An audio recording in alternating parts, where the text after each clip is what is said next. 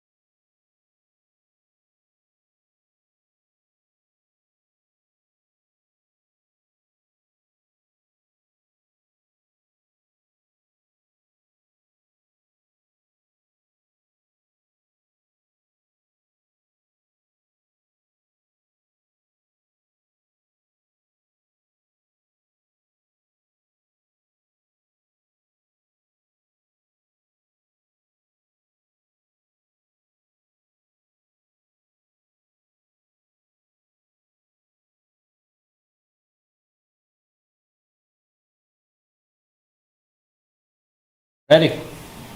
All right.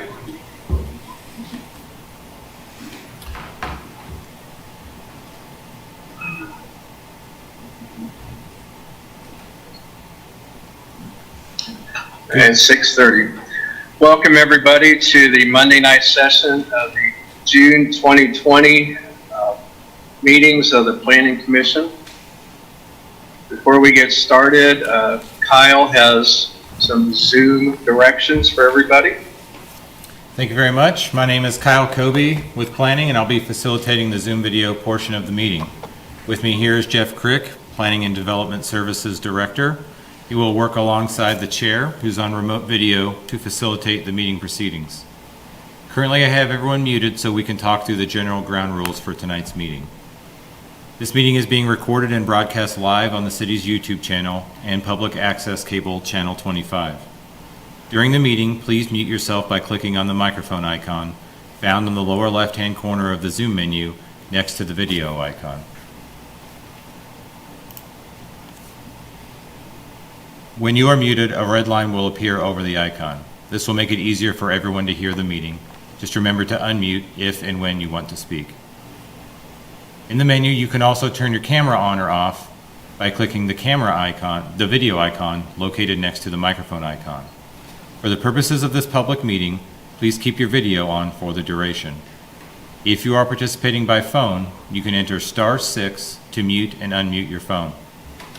Somewhere on your Zoom screen, you will also see a choice to toggle between speaker and gallery view.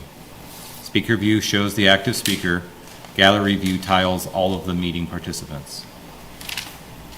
Be aware that we will not be screen sharing as a part of the meeting this evening. All attachments, reference materials, and submissions from the public are included in the agenda packet. A few reminders to ensure that the provisions of the Kansas Open Meetings Act are met. Commissioners, you must state your name and title each time you speak. Members of city staff must also state their name and title each time they speak. I'd also ask that applicants and members of the public identify themselves each time before they speak to ensure that everyone is able to follow along. Individuals who signed up in advance to provide public comments remotely will be called upon by name. When you are called on, please unmute your listening device and state your name before speaking. The chair will then call for in-person public comment for those who are physically present. Staff will direct you to the podium to speak while following social distancing and safety protocols. All motions will need to be stated clearly. After a motion is made and seconded, staff will call on each commissioner individually to provide their vote. Staff will then need to announce whether the motion carried and the count of the vote. I want to again remind everyone to please mute yourself when you're not speaking, and I'll now turn the meeting back over to the chair. Thank you, Kyle. Jim Carpenter, Chair. Before we start, I hope everybody will join me in congratulating Jeff Crick for being named the new Planning Director for the City of Lawrence. And a muted applause, yeah, that lacks a little something from being in the meeting room. But congratulations, Jeff. We've all worked with you for a number of years and look forward to continuing to work with you in the future. Can't think of a better choice to fill that role right now. That will bring us to first item is to review and amend or approve the action summary minutes for the Planning Commission meeting of May 27th. Any commissioners have any amendments or edits to those? I have a motion to adopt or accept them. David Carter, if I may. So moved. David Carter, Planning Commissioner. Seconded, Rob. We have a motion to approve the minutes by Commissioner Carter, seconded by Commissioner Sands. Jeff, if you would call the roll, please. Certainly. Jeff Crick, PDS Director. Commissioner Ashworth. Yes. Commissioner Butler. Yes. Commissioner Carpenter. Yes. Commissioner Carter. Commissioner Carter. Sorry, yes. Commissioner Payton. Yes. Commissioner Sands. Yes. Commissioner Sinclair. Yes. Commissioner Struckoff. Yes. Commissioner Weaver.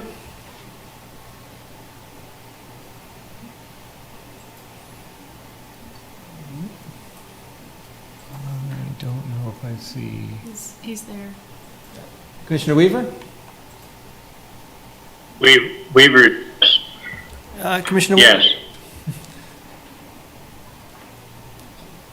Commissioner Willie. Yes. Motion passes 10-0. Thank you, Jeff. Jim Carpenter, Chair. That brings us to communications. Do we have any additional written communications from the public that haven't made it into the packet? Jeff Crick, Planning Director. All communications were part of your packet. Thank you. We have actually two memos for the first time. Jeff, could you just, I guess the first one is the Planning Commission bylaws staff memo. Jeff, if you'd briefly go over what that is. Sure. Jeff Crick, PDS Director. Certainly, the memo that you have is just a clarification of your bylaws, and it relates to the practice of the meeting extensions past 10:30. Based upon your last meeting, we went back and reviewed the bylaws just to make sure that we had all the information right, and when we noticed it, that your meetings no longer require extension after 10:30, so the meetings can run up until the adjournment point. So those can be motions that you'd have to move in those items there. We went back and clarified in the previous edition of your bylaws, that was taken out as part of the update process. So your vote to extend past 10:30 is no longer required. Carpenter Chair. So Jeff, essentially what it will require is an affirmative motion to end the meeting, which is passed by a majority, to stop a meeting that goes past 10:30. Jeff Crick, PDS Director, that's correct. It would just be a motion to adjourn by the body that would end the meeting at that point. Thank you, Jeff. Jim Carpenter, Chair. And the second one is approval levels staff memo. Jeff Crick, PDS Director. This was just a memo that we've been trying to put together for a while, and we've gotten some questions from the commission just so they could understand at what levels certain approvals do occur. So you'll see here it's a list that are both administratively approved, those that are approved by the Planning Commission, and then those that are approved by the two governing bodies. So just a very quick rundown of the different permits. So you can kind of see when your approvals come in versus when you're making a recommendation to a governing body.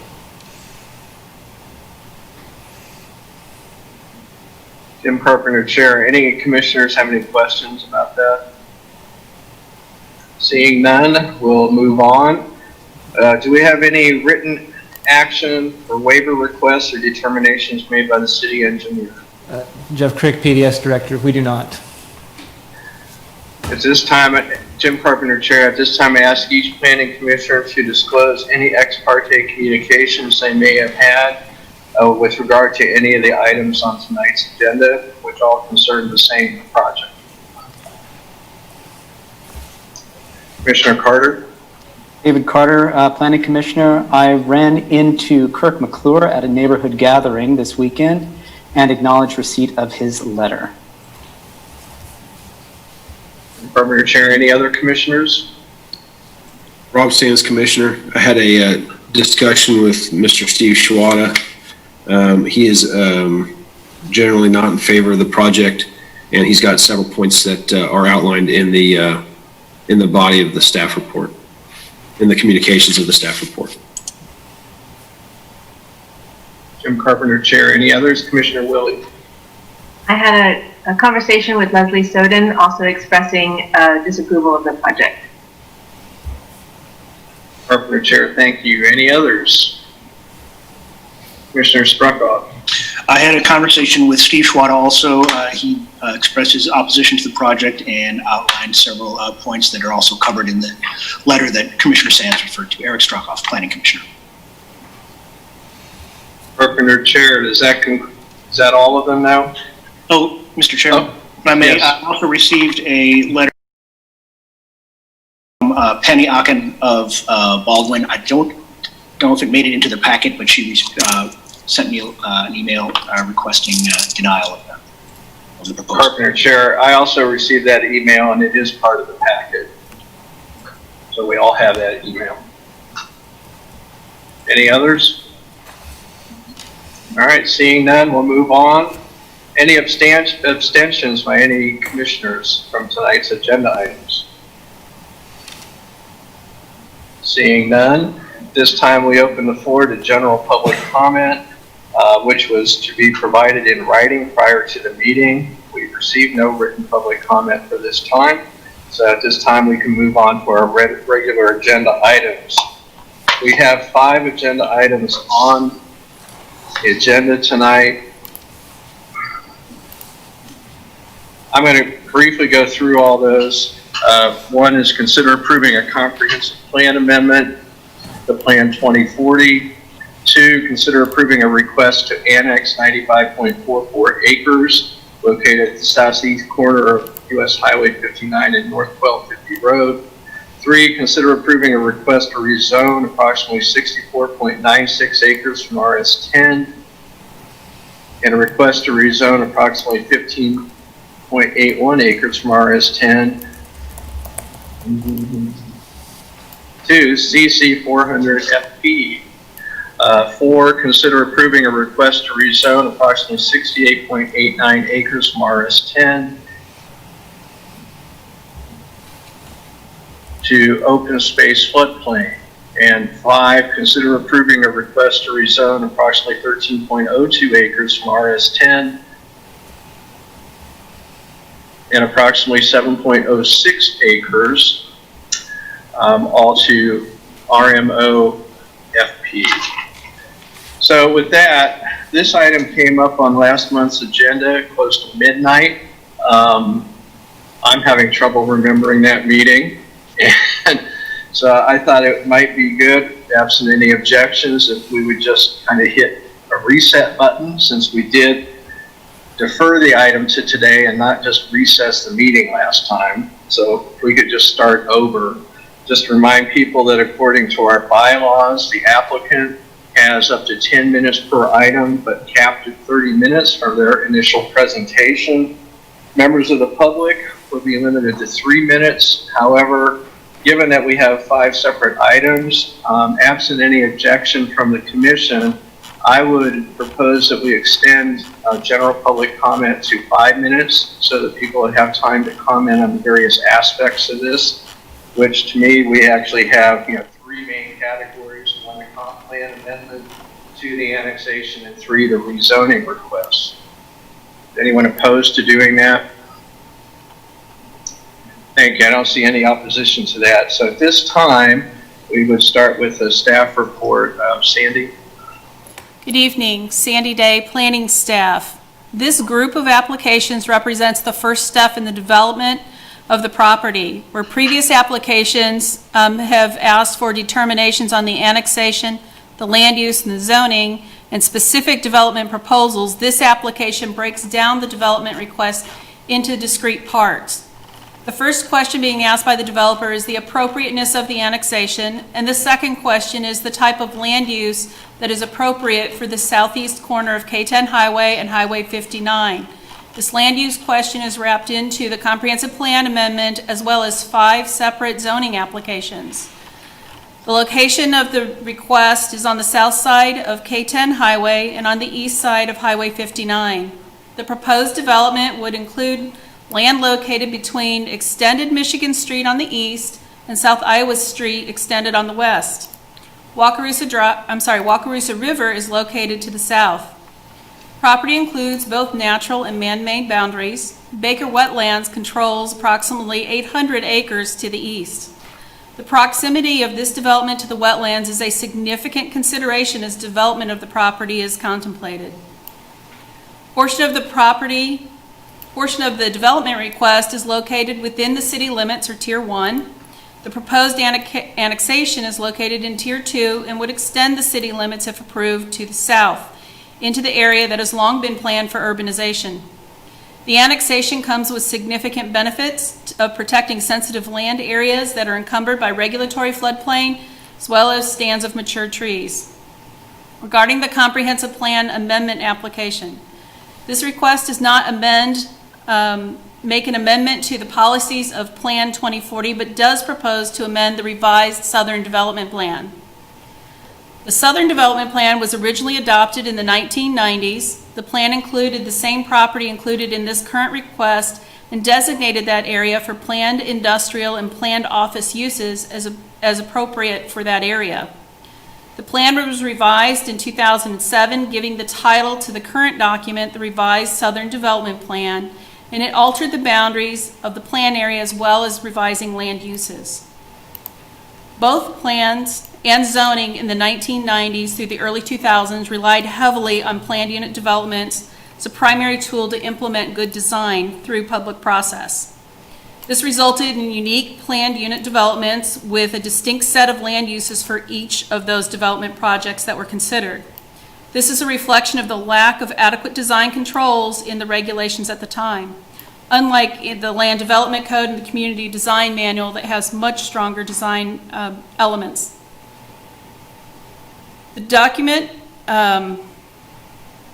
both allow and encourage quality design in conventional zoning and do not rely on the planned unit developments. This request for a change in the revised Southern Development Plan focuses very narrowly on the proposed property at the southeast corner of KTen and Highway 59. Several communications received noted the intent to revise and update area plans as part of the implementation steps of Plan 2040. More thorough and comprehensive plan amendment is needed and is identified as a future work item for the department. This request would not replace that more comprehensive work to be done in the future. The current revised Southern Development Plan identifies a type of land use called auto-related commercial. It's inconsistent with Plan 2040 and with the Land Development Code. There's no such commercial category or land use in either document. The zoning districts CC and CR are the most representative zoning districts to auto-related commercial that was described in the 90s in the revised Southern Development Plan. Furthermore, for the past 10 years or so, staff has reviewed and approved a number of multiple applications for the redevelopment and reinvestment of properties located both along South Iowa and along east and west portions of 23rd Street related to automotive-related uses or car dealerships, where these existing businesses have existed and they have existing infrastructure. There's no indication that these businesses are going to relocate to this location. Consideration of the comprehensive plan amendment is the first order of action that must be considered for this development request. The actions regarding annexation and zoning are predicated on the revision to the area plan. The request for annexation and zoning does not negate KDOT's involvement in the development process. Communications address approximately 11 acres of land included in the development request that are parallel to KTen Highway. The concept plan included in the packet shows the relocation of 31st Street and development of commercial pad sites. To remind the Commission that the concept plans are just that, they are concept plans. They depict one of many possible development scenarios that may be possible. KDOT is an active review partner in this application. While KDOT has been advised of the current request for annexation and zoning, they do not have any comments about the application currently. Issues related to the transfer of land, relocation of 35th Street, interim intersection designs, full build-out are complex considerations that require additional study and review. In no way does this annexation or the rezoning grant the applicant permission to begin construction, nor does it assume the city or KDOT approval of key transportation design considerations. If approved, the development application must include the full complement of studies required for any development, including detailed traffic study that would be submitted and reviewed by KDOT staff as well as city staff. KDOT is not here this evening, but David Cronin, our city engineer, is present to answer questions about infrastructure if you do have those. Regarding market study, Jeff Crick, our planning director, can also answer specific questions about the market study that was included in the staff report. Staff used current available data following adopted practices and procedures for that review. There's no models yet available to assess the impact of the COVID-19 pandemic or planning applications. Regarding the zoning applications, 2 of the applications have been combined where we have the request for the CC 400 combined with the floodplain overlay to consolidate those couple of staff reports to make it easier to read and understand, but they are separate zoning applications. The CC 400 district is an appropriate zoning district for the future commercial uses at the intersection of 2 highways. It's consistent with the broad land use policies indicated in Plan 2040.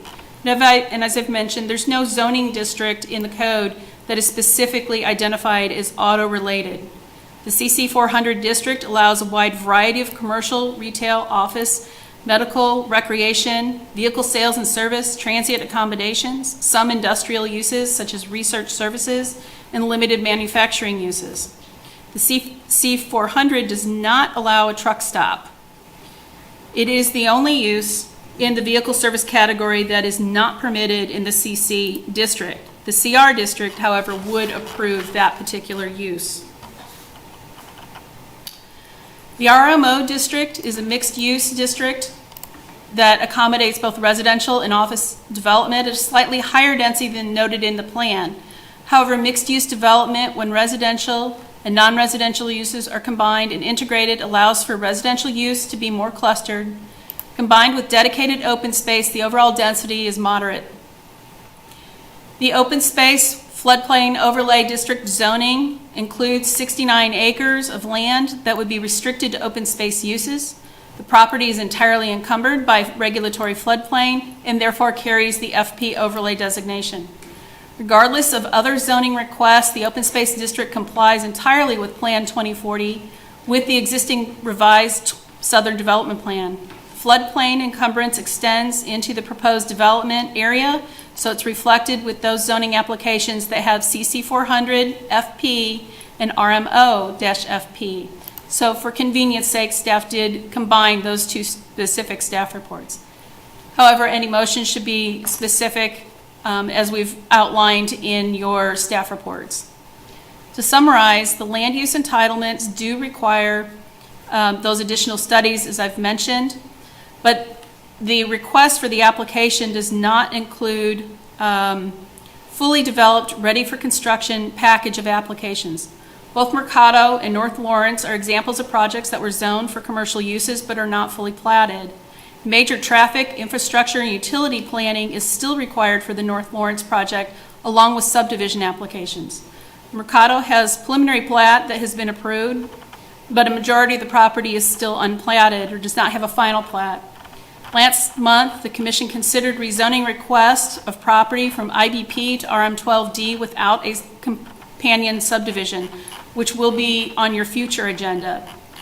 And the point is that you do often see requests for zoning without subdivision platting.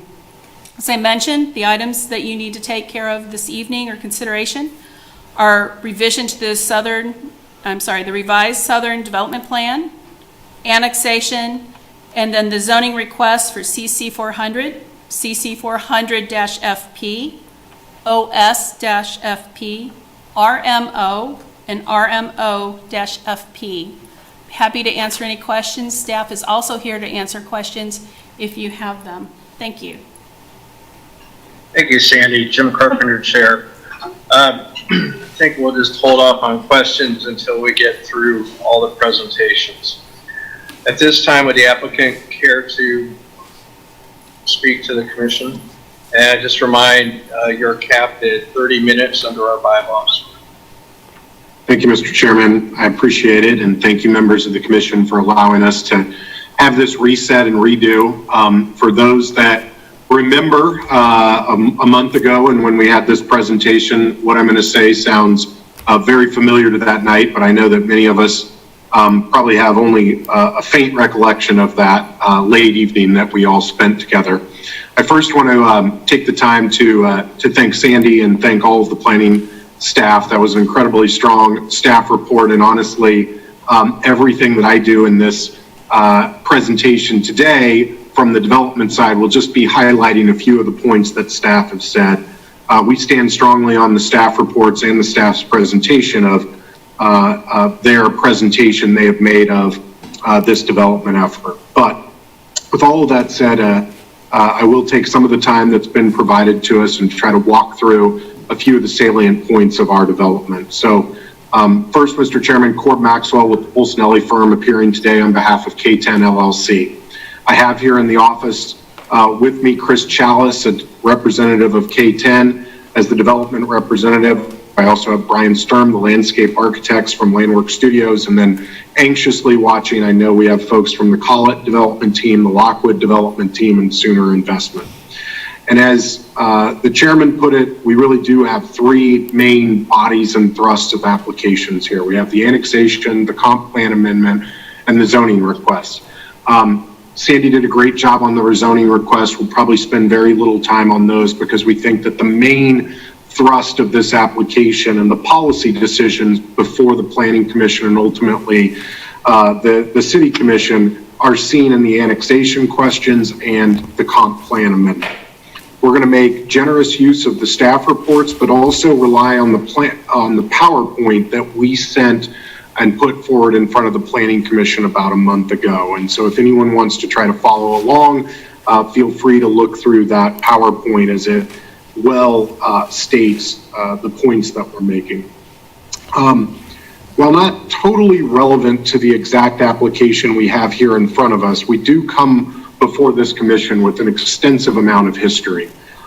We come of having put this land under contract in 2012 and started working with the city in 2013, 2014. So we've been at this for 7+ years of working to plan this site. We've been in front of planning commissions, city commissions, and others, and many, many times working with the staff and others on this site. And while that is a long and tiring and very expensive road that we have been through, the ultimate project that we've come out with, we believe, is much stronger based on all of that community input we've had. And the plan that we bring forward now, we think is the strongest plan we've brought forward, the most in line with the long-term community vision for this site, and the best use of this land at this stage. And the reason for that is, and I cited this last time and I'll cite it again, is that we're now almost 30 years in between the revised Southern Development Plan, Horizon 2020, and the most recent Plan 2040. And every single time that Lawrence has taken or looked at long-term planning of this site, they have always come back to one central component, that this site is appropriate for mixed-use commercial development. And that makes a lot of sense.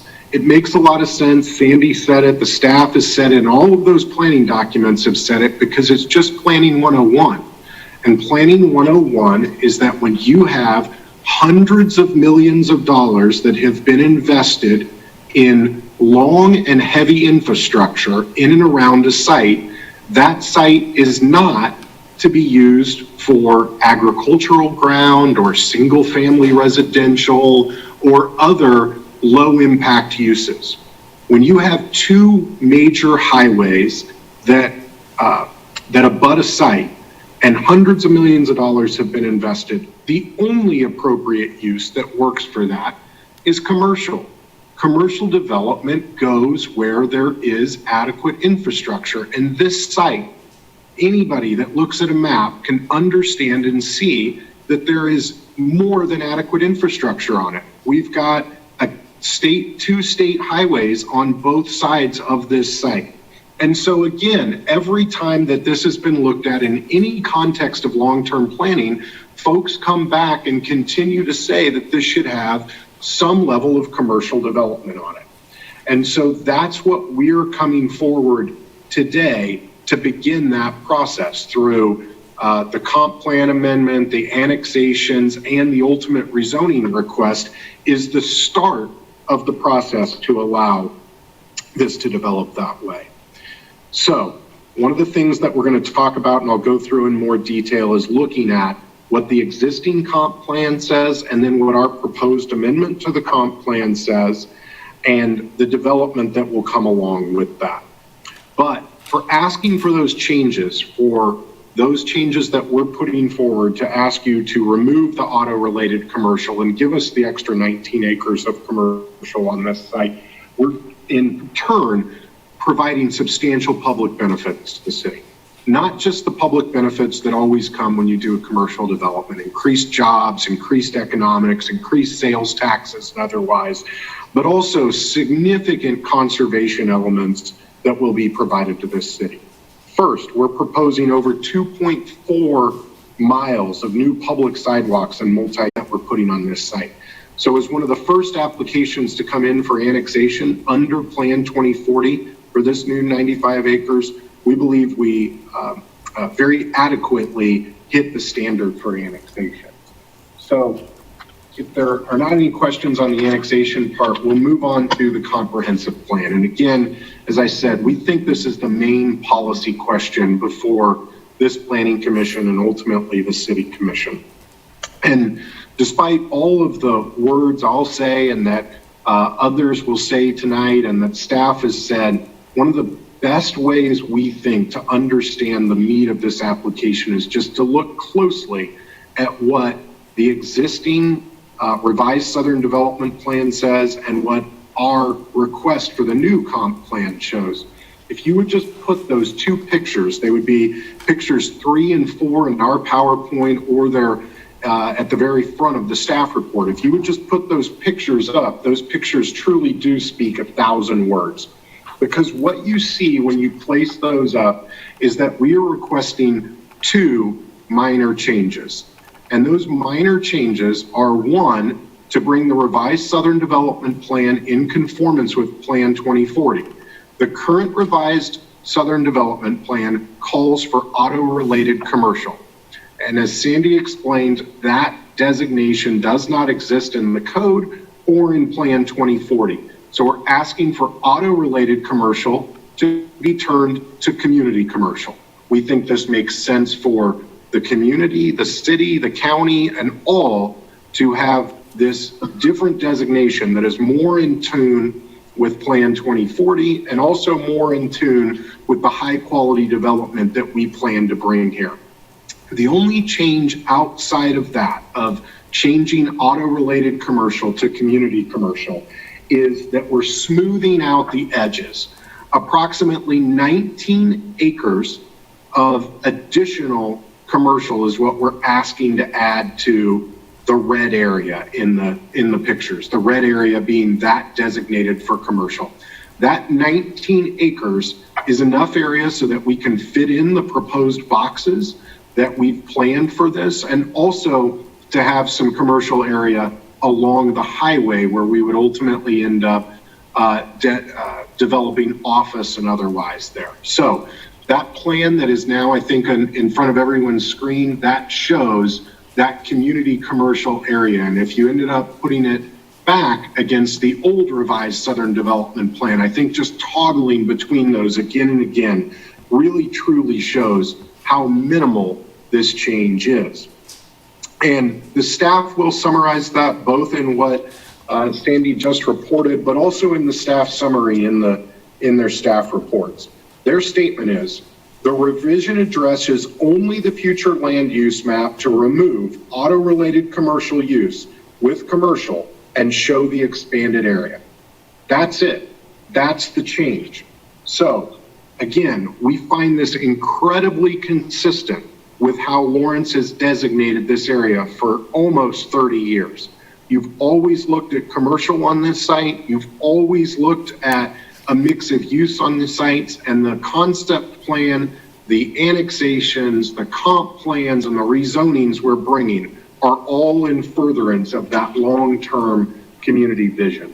So what is community commercial? What does that mean?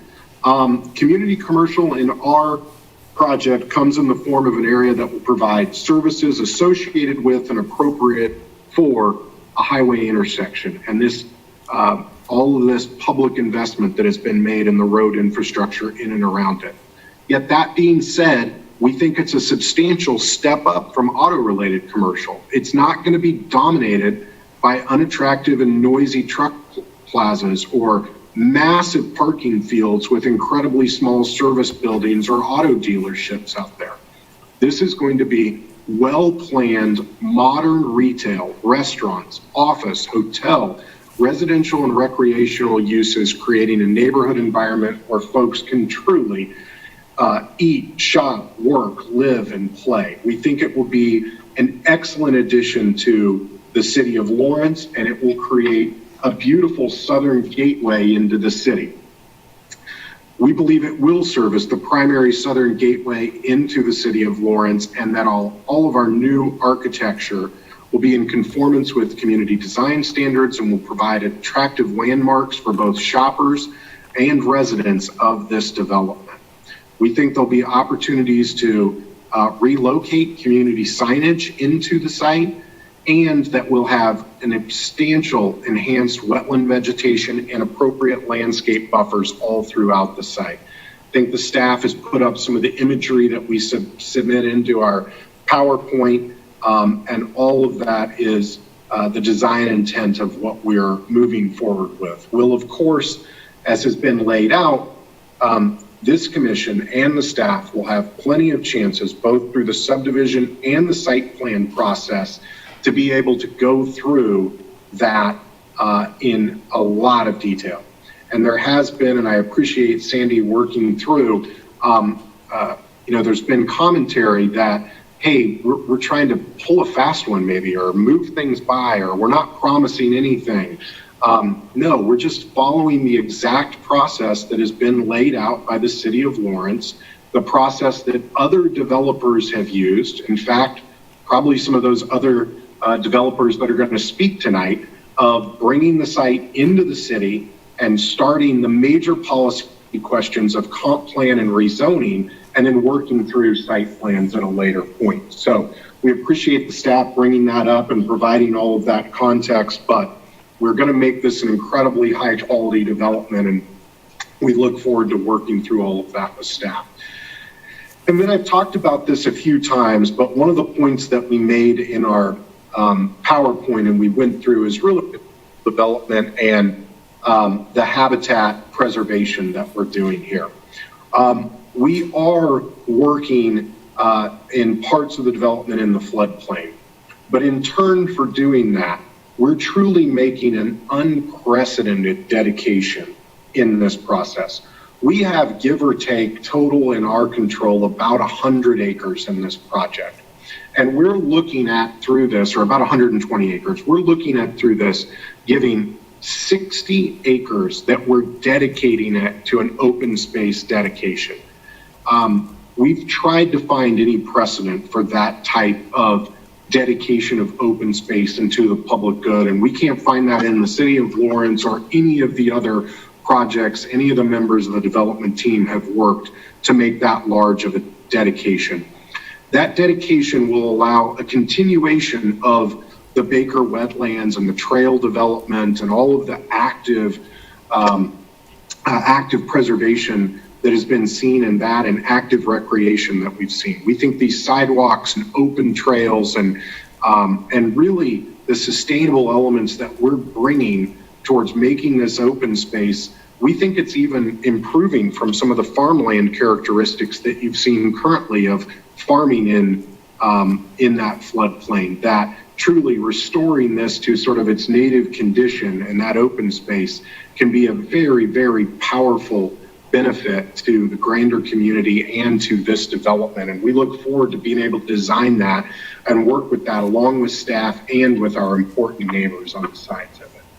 So, Mr. Chairman, I think with that, I would really then turn to, and we do this slightly in our plan, is some of the economic benefits that are obvious with what we're seeing with COVID and all throughout the country. All of us are looking for a shot in the economic arm, and every municipality is looking for that. And we really believe that KTen Crossing can be part of that, because what we'll be able to do is create this attractive mixed-use development that will end up creating jobs and additional sales and property taxes for all of our municipal and public partners to end up creating benefits for the site. And with that, I would then turn finally to the proposed zoning and the golden factors for each. I think Sandy and staff did an excellent job here. As you've seen, we have 3 applications, but inside those applications, there's the open space designations as well, worked into the 3 different applications, and the floodplain development components worked in as well. We stand on the staff reports. We stand on the golden factor analysis that have been done and all of that. We do believe this is the right zoning, land use, and planning and really rely on those recommendations from our permanent and professional staff and the conformance with those master plans. So with that, Mr. Chairman, I would close and just say, again, that we stand on 30 years of long-term planning that has happened for this site. We're ready to bring forward in this time a mixed-use development for the site We're ready to bring the revised Southern Development Plan into conformance with Plan 2040. We're ready to create a Southern Gateway. We're ready to preserve open space. We're ready to create a trail system, and we're ready to create additional sales and job opportunities. We stand on the staff report. We stand on staff's recommendation. We appreciate that.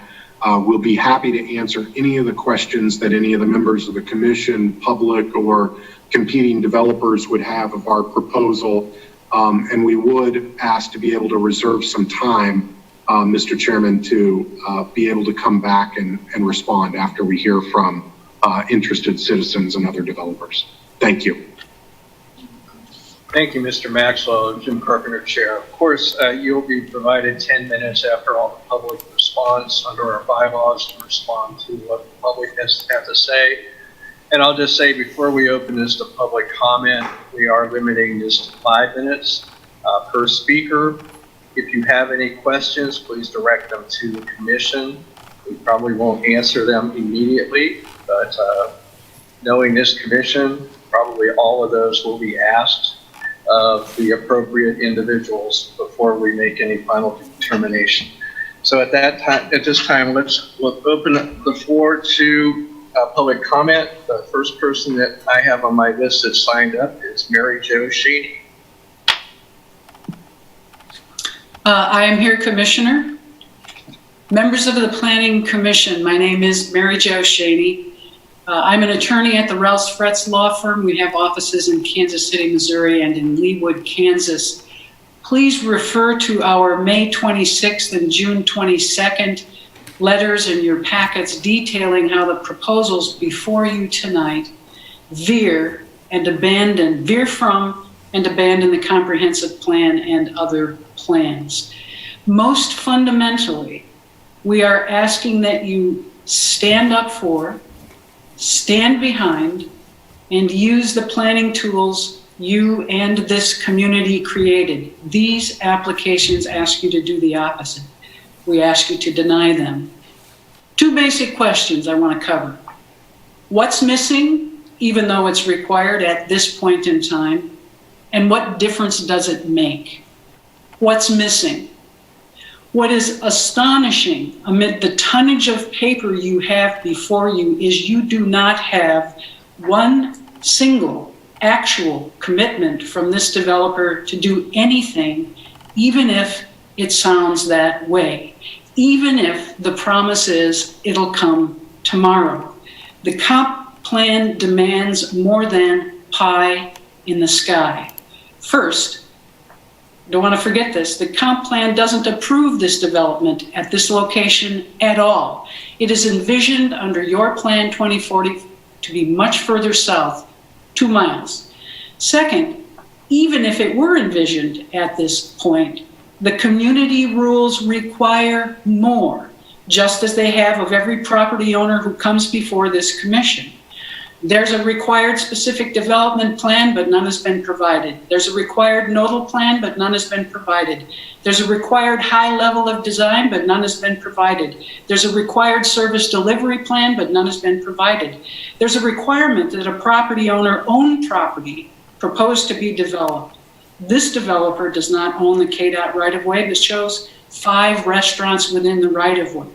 And I gotta say, you can't have it both ways. I hear it's a concept plan. So we put some stuff over here. What difference does it make? It's all gonna change later, because it will change later. You can't have it both ways. You can't say we got a concept plan, and on the other hand say, I need a comprehensive plan amendment so I can give you a concept plan so I don't have to give you the plans that I'm required to give you.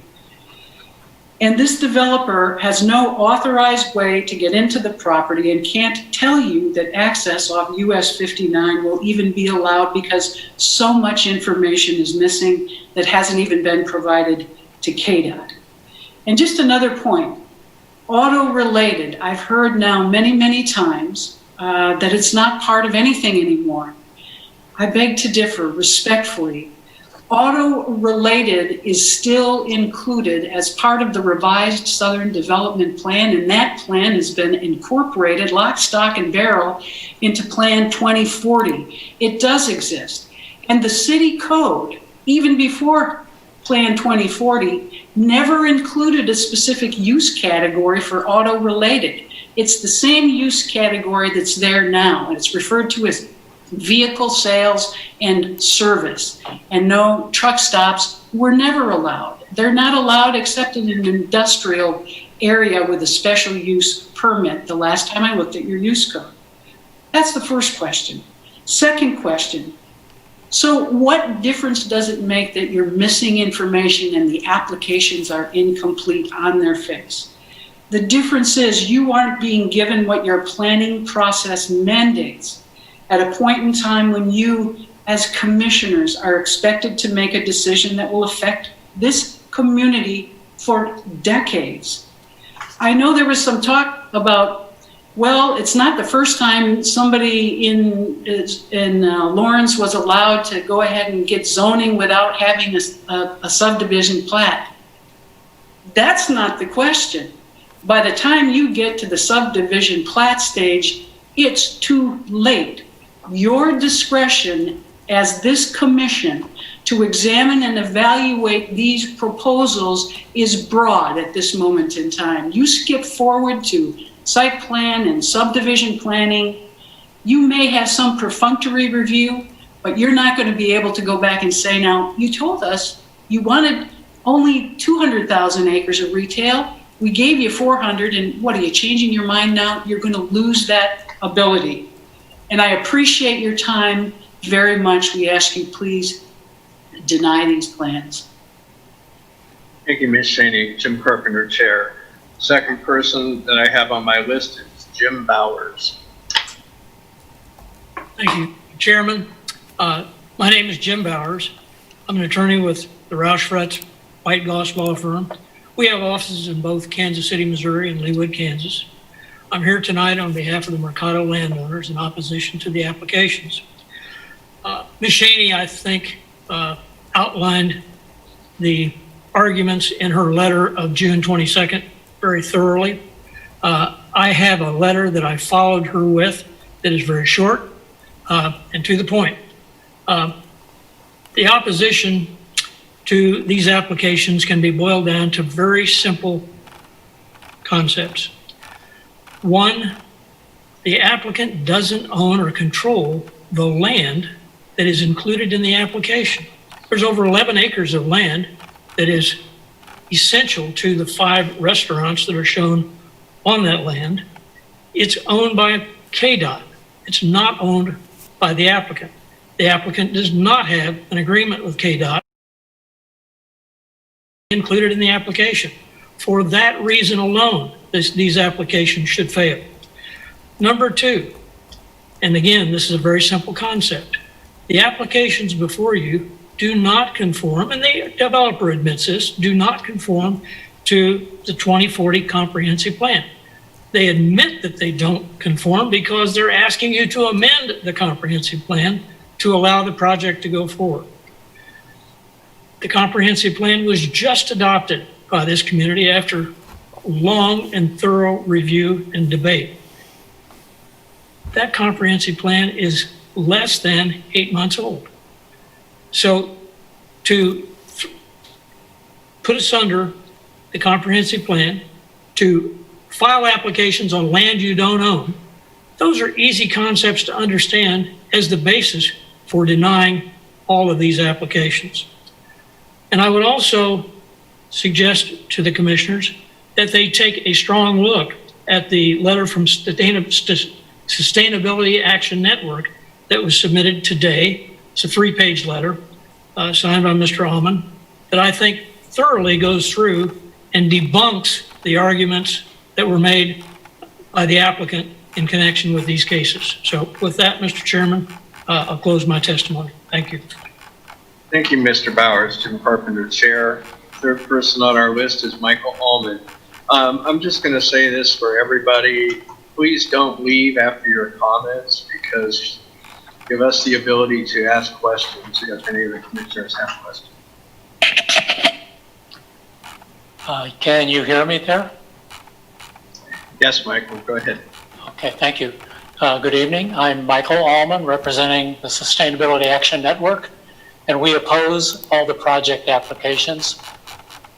Untampered with natural wetlands and floodplains afford us ecosystem services with untold economic value. You wisely confirmed this in Plan 2040. This community would be foolish to damage them, especially now that climate-driven flooding is far more severe than just 10 years ago. Contrary to what Scott McCullough told the Planning Commission on 27 June 2018, how FEMA regulations and the Southern Development Plan will protect the Wakarusa River ecosystems, that's not the case. McCullough knew he alone held the power, as more and more land use controls have been ceded over to staff. As floodplain administrator, the planning director can, with a stroke of a pen, issue a floodplain fill permit. And he also approves site plans administratively, with or without any protections for sensitive lands. The developer claims to provide some community benefits. I apologize for being blunt, but what they offer is quite frankly laughable. Paving over some 100 acres of farm soils and floodplain is hardly, quote, environmentally sensitive development. Filling 25 acres of the 100-year floodplain will not benefit flood management. Destroying healthy wetlands is not renovation. And I'm puzzled by the open space math. If some 100 acres of the 162 acres of existing open space gets paved, how are the 60 acres left unpaved a net increase? That's no benefit, that's an open space loss. Our 7-month-old comprehensive plan states clearly all development proposals must comply with a comprehensive plan, and our development code requires that you evaluate, quote, whether the proposed text amendment is consistent with the comprehensive plan. Granted, Plan 2040 provides for some flexibility through amendments if conditions change unexpectedly over its 20-year time frame. But the developer is telling you that your 6 years of drafting Plan 2040 was inadequate for anticipating conditions only 7 months out? Instead of bringing something to the steering committee at the appropriate time, they are now trying to get staff to go to bat for them to, quote, bring Plan 2040 into alignment with the proposed commercial center. Excuse me, but conditions have not changed enough to warrant relinquishing 6 years of well-thought-through values. The developers completely ignored KDOT's objections. In a 2017 letter from Catherine Patrick, Kansas transportation engineer, KDOT denied a project entrance off US 59 only 300 feet south of the highway ramp, the same location as today's proposal. And when KDOT builds a second bridge for KTen Highway, they said they will need the 11 acres between the on-ramp and 35th Street, the same 11 acres the developer claims to be part of their project. It's telling that the recipient of that letter, Sandra Day, has withheld this information from you in her staff report. Likewise, Lawrence City Engineer Jonathan Marburger said regarding the proposed development of KTen Crossing, it is known that unmitigated development will have significant negative impacts on safety and operations of the adjacent highways. This is the wrong location for a 400,000 plus square foot commercial development. We ask you to please deny all the applications. Thank you. Thank you, Mr. Allman. Jim Carpenter, Chair. Please don't go away. The next person I have on the list is Teresa Wilkie. Is Ms. Wilkie present?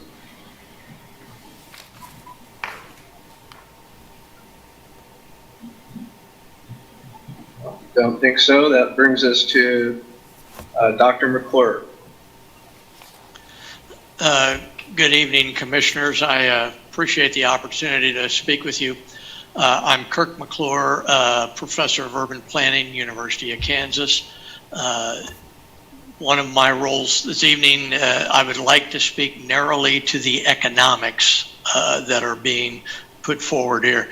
There are a great many issues, annexation, location, transportation, safety, so forth. But I think one of the primary roles of any planning commission is to bring balance to a market, to help keep a market in equilibrium. And what that means, quite simply, is we look to planning commissions to keep the pace of growth of retail space in close correspondence with the pace of demand for retail space. And that's proxied very easily by the spending. In the absence of planning taking on that role, we find that real estate markets are prone to overbuilding. We've seen that in Lawrence, we've seen that across the country. So it's one of the things we look to you for guidance on. So let me speak quickly to one issue, just because I feel the need to counter it. Developers say this myth time and time again, that they will create jobs, they will create sales taxes, they will create property taxes. That is not correct.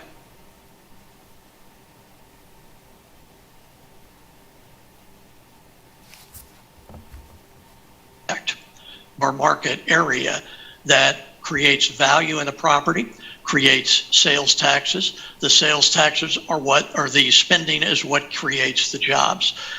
So adding new buildings will not create new jobs. It's strictly a function of how much spending there will be. Creates no new sales taxes. The amount of people and their spending will be exactly the same before and after this property. What we will have is a process of cannibalization. The new property will simply cannibalize spending away from other properties. That sometimes is not a bad idea if, in fact, you're a community that is experiencing very significant growth in population and has the potential for significant growth in spending. Lawrence is not such a community. We have threats to where we are now. So please don't buy into the myth that it will create jobs, property taxes, or sales taxes. That's off. Where we need to be concerned is that there are two big changes coming to the market. The first one I think we all know about, and that's internet shopping. The only point of surprise about that is that it has risen to the level it has so much faster than we expected. So we need to be aware of that. We don't know. We don't have a textbook on this. We don't know what will be the maximum percentage of spending in internet shopping. What we do know is it's growing. And with that growth, it threatens all existing downtowns and all existing shopping centers. The last piece I want to say is just the news that has come out just in the last few weeks. We all know that the University of Kansas is the biggest employer in this market area. It is now threatened in a manner that has not happened in a century. KU has announced it is imposing salary cuts on all faculty and staff above a threshold. It has already announced that it is laying the groundwork for furloughs. It has announced that it is planning for smaller enrollment. 4% is the smallest number I've heard. 10% they think is likely, but none of us know exactly where that's going to be. If your biggest employer is going to cut jobs, cut salaries, cut the base of our economy, the number of students, we're not going to have the spending necessary to support our retail space. So what I suggest to you, past growth is not a good indicator of future growth right now. We have threats to our workforce. It suggests that we push the pause button. The sixth golden factor says you need to weigh cost to benefits. Right now, the threats are great. The benefits have been exaggerated. I recommend denial of this proposal. Thank you.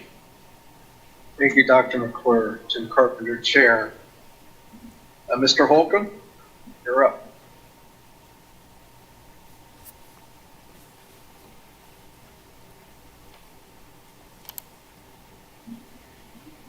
Dad, you're still muted. How am I now? I'm not now. Thank you. Thank you, Mr. Chairman and members of the commission for this opportunity to speak in opposition to this proposal and all its phrases. My name is Thad Holcomb. I'm speaking as moderator and on behalf of Lettuce. I know this is redundant for some of you, but I want to take a moment to introduce Lettuce since my comments are going to be related to who we are. Some of you may not know that we, or why we're making a public comment. We're an interfaith network of 9 green teams representing 9 different faith communities of Muslim, Jewish, Protestant, Unitarian, Universalist. And it is on occasion I'm asked, why are faith communities involved in planning commission? Why are we making statements such as this? I think it's a fair question. We are united in deep respect and call to care for the earth, of which we understand ourselves to be an integral part, and which we as people of faith feel like we need to be involved in what happens, since we influence it so much as human species. And we'd like to be where influences are being made on changes in climate and air, water, habitat aspects as being a part of the web of life. So I'm going to speak to you, and when I prepared my comments, I was reminded of the saying, it is sometimes to know where to begin and when to end as a question. Although, as I thought about that later, I think I may have made up that cliche. But anyway, regardless, I would like to begin at the beginning of the 2040 Comprehensive Plan.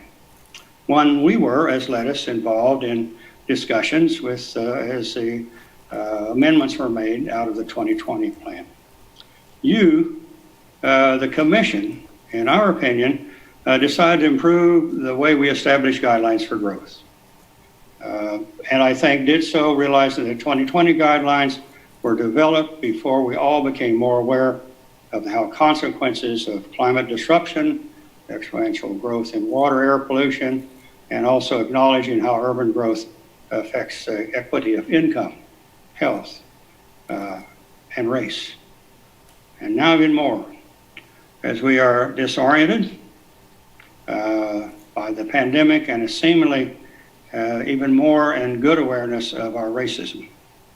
So we are having to acknowledge, all of us, I think as a city and as a society, that we cannot continue as we have in the past. And in this case, including following the 2020 Comprehensive Plan. And it seems that in some way, that's what's happening. In contrast to the 2020 Comprehensive Plan, the 2040 Plan is asking you, as commissioners, to take as a priority of looking at growth at this city through a different lens, and that is the lens of looking through all in terms of environment, of which we use the word earth care. And this is in stark contrast to growth as being overly influenced by growth for growth's sake, or increasing the possibility of dollars by some particular initiative. In other words, we're asking you to recognize that the proposed development lacks such a vision if it looked through the lens of the 2040 plan, beginning with Chapter 2. And basically, we would like to just stay with Chapter 2 to a large extent. All the rest of the Comprehensive Plan, 2040, certainly has bearing. But if I may remind you, although you're well aware of it, is that Chapter 2 asks us to see growth as how it affects water. KTen increases problems with water and runoff, and you've already heard others speak to that. Does it ensure a continued natural habitat ecosystem? No. It has a mediation process, but that's not anyway near for a continued natural habitat ecosystem. It asks us to see growth as it sees land resources. KTen affects negatively the wetlands. The land resources managed to maintain natural functions and ensure sustainability for future is a guideline that's given in Chapter 2. We don't see that. We don't see that spelled out. Now, I realize as I'm going along with this, we're probably being more philosophical, even theological, but also we're being ecological. And I think that the 2040 plan takes all of these, as far as we're concerned, into account. And so we even go on and say, it asks us in Chapter 2 to strengthen environmental protection through sustainable development of urban buildings. I am beyond words to see how this does that in terms of that dwelling. It's been spoken to before by a professor from KU, and we would reiterate that as well. It does not strengthen environmental protection through sustainable development. I do not see any explaining of that, nor do we feel like that is the case. Kyle Kobe with planning. I'm afraid we're a little bit over the 5-minute mark on this presentation. Okay, I've got one sentence. The other 40 chapters are affected by looking through the lens of Chapter 2, and they also result in denying this KTen development. Thank you for your time. Thank you, Thad. Just for a point of reference, is Dr. Unger signed in, available for questions? Kyle Kobe with planning. I don't think I see that name in the list of folks in the meeting right now. Partner Chair, she's on the list that she didn't wish to speak but will be present for questions. I was hoping that she had signed in. Kyle Kobe with planning. I'm not seeing. I don't think that is the case at this time. Thank you, Kyle. Jim Carpenter, Chair. At this time, are there any members of the public at the City Commission room that would like to speak? Kyle Kobe with planning. There, no. Thank you, Jim Carpenter, Chair. At this time, we would then close public comment. And Mr. Maxwell, you have 10 minutes to respond to the public comment. Thank you, Mr. Chairman, and members of the commission. I appreciate all of the varied perspectives we've got. As you might imagine, I don't agree with many of them, and the development team doesn't agree with any of them. We have a fundamental different perspective, but we do appreciate the input. And as I said before, in the 7 years we've been involved with this, the substantial amount of community input we have received have only improved our project and our process through this time. So we are understanding of that. I'm going to break down the discussions and the commentary that was received in a couple of different areas. First, to Ms. Shaney and Mr. Bowers, they are frustrated by the fact that this is not a planned development. And they continue to forward again and again that we don't know enough, that there's not enough in front of this commission to make a decision. If they had their druthers, I think what they're asking for is that we would have full and complete construction documents done basically right at the phase before a building permit can be pulled. And we would have all of that done prior to the time of coming to this planning commission so that you could end up making an appropriate decision. We stand with the staff, we stand with the Lawrence Code that that's not how it's done in Lawrence. What instead is done in Lawrence and done in many other communities is that you take the major policy decision that needs to be made. Is commercial development appropriate at this corridor? And then you look at the appropriate governing documents that have to be changed to make that come into effect. That is the revised Southern Development Plan that needs to be changed because of that difference in auto commercial and the additional 19 acres that we're adding to commercial. You look at the annexation point and then you look at the zoning categories. And so we're asking to be treated just like the other applicants have been treated when they bring a piece of property into the city of Lawrence and they want it to be planned for development. And I think it's very telling, as Sandy said in the beginning, that this is the process Mercado used, that Mercado is also zone C400. And again, Shaney and Bowers are both, Ms. Shaney and Mr. Bowers are both working for Fritzl and Schwada, the developers of the Mercado project, and we're asking for the exact same treatment that they have used, and that this body knows well about what happened with the North Mass development. We're asking for that same process and project. So nothing that we're asking for is out of the process that the city of Lawrence has used and used well to encourage high quality development through the community. There's also substantial statements made about KDOT, that somehow because all of the final answers are not had from KDOT, that this plan is not properly before this body. We reject that. First, to the application. The application, the standard of the city of Lawrence is that you zone to the center line of the right-of-way. And when we zone to the center line of the right-of-way, the city of Lawrence KDOT, other government entities aren't out signing every single zoning application that comes before you.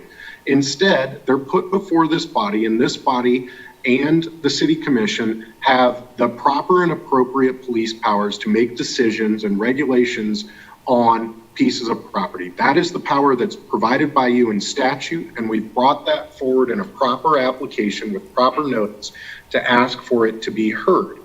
But there's also a second part of citing back to letters and things that were in 2018 and 2017 and further back of, are we going to be able to use all of that property? Will we end up getting a proper right-of-way swap that we've discussed with KDOT in the past? And will we be able to have access to the site?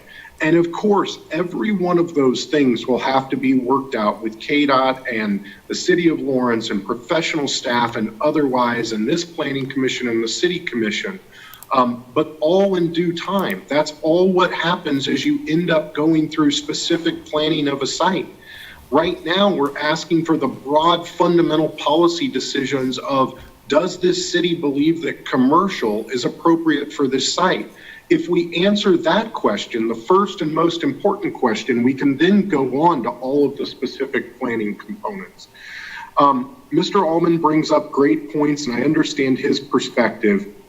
I don't believe he is a fan of development and is not a fan of this development. But what I would say to his point about sensitivity to the floodplain is, we are being sensitive to that floodplain.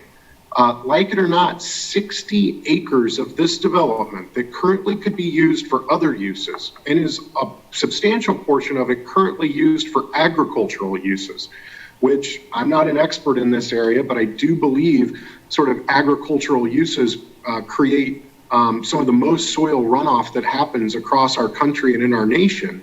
But we're going to take, instead of that agricultural ground, and we're going to restore it to a more native prairie area, and we're going to have biking trails and active participation areas in that.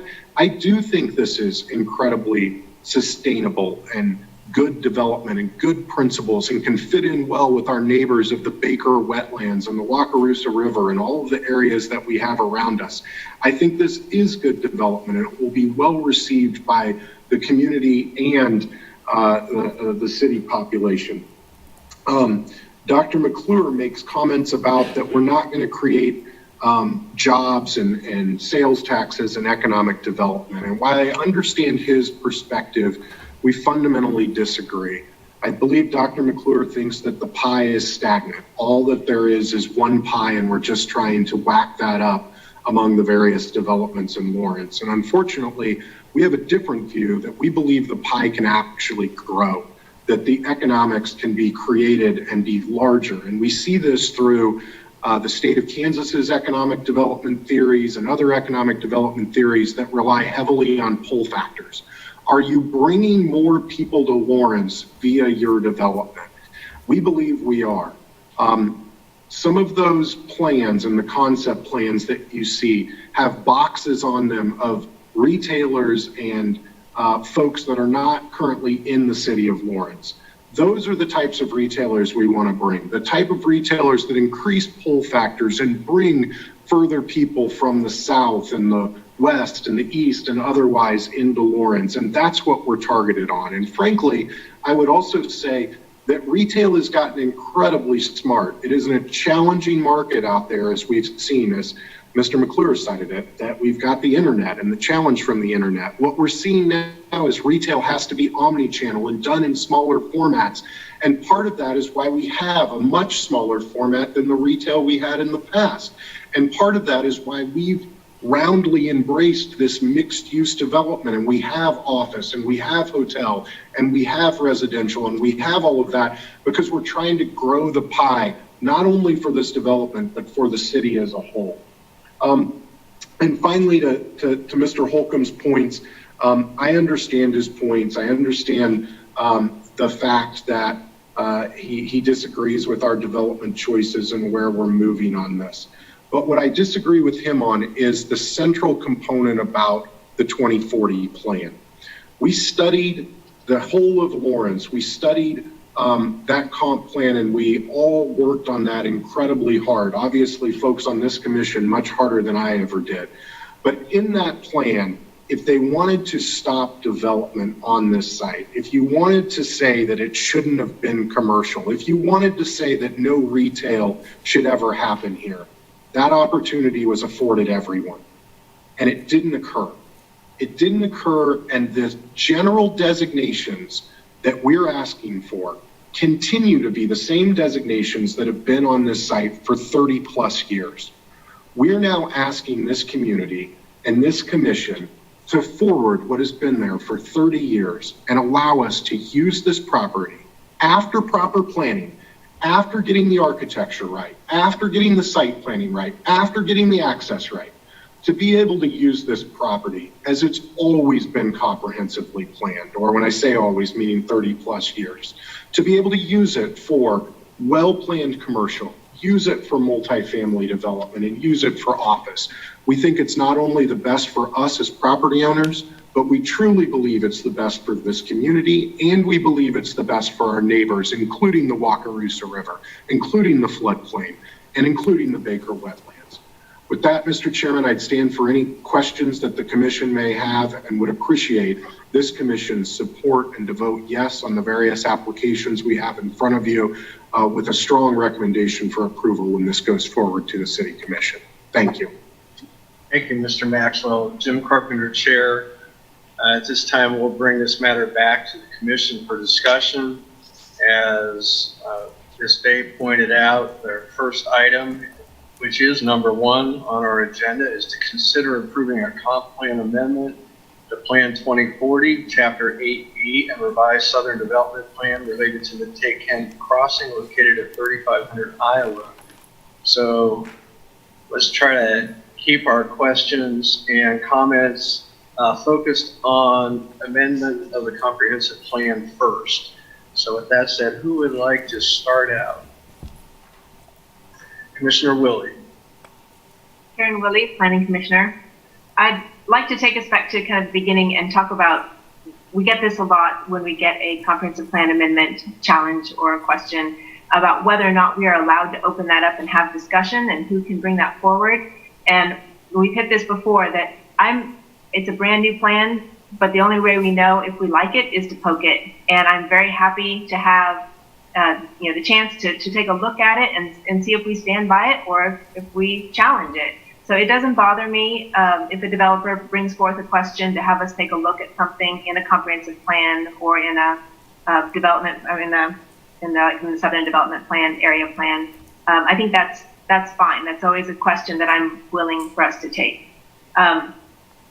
It also doesn't bother me that we don't have all the details when we do that. Just like when we look at rezonings, we don't just look at what's being proposed, we look at all the possibilities that could happen if we make the choice to rezone. So those two things don't fundamentally bother me. That said, we'll have plenty of other things to talk about. One thing I would take issue with from Mr. Maxwell, though, is when we finished our comprehensive plan, Plan 2040, and all of these other area plans were incorporated by reference, we specifically did not reopen those. We knew we couldn't and still get the job done. And when it was brought forward about specifically this area of the Southern Development Plan, we were significantly, speaking I guess for myself, significantly uncomfortable with some of the things that were proposed for this area from the beginning. So I wouldn't say that because we have Plan 2040 that we've weighed in on what we truly want for this parcel. So I'll have plenty of other comments later. Thank you, Commissioner Willie. Jim Carpenter, Chair. I would just like to add to Commissioner Willie's comments that we specifically, as a commission, and I will just point out that the 10 members of the Planning Commission that are sitting here tonight are the same 10 members of the Planning Commission that have spent over 50 hours going through the comp plan and approved the comp plan. So this might be the only time we have this type of request with those individuals that have spent this much time with the plan. But we specifically did not issue an endorsement or modify any area plans Instead, those were added to the appendix as action items to review each one of those for its compatibility with the plan and for any adjustments as staff resources were available. So just the fact that they remain the same that they are, I mean, they remain the same after the adoption of Plan 2040 as they were before, is not to be considered an endorsement by the Planning Commission, because we were very specific about that. Any other commissioners want to start out?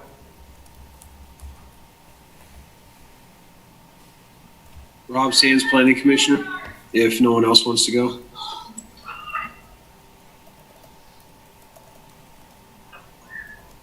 I just had a quick question for Sandy. She mentioned something very early in her presentation about nodal plans, and I think it's probably in line with what Commissioner Willie and Chair Carpenter are talking about. Sandy, would you favor, and I was trying to take notes on what you were saying, relay what you said at the very early in your presentation about nodal plans. Sandy Day. It's something like they weren't required. I don't recall making that specific statement. But my comment really about the Southern Development Plan is that in this particular application, the request focuses on that area plan and not an amendment to Plan 2040. So we wanted to make that distinction. In this particular case, there's a number of different types of plans. There's nodal plans, there's area plans. In this particular case, the intersection is a key component of the revised Southern Development Plan.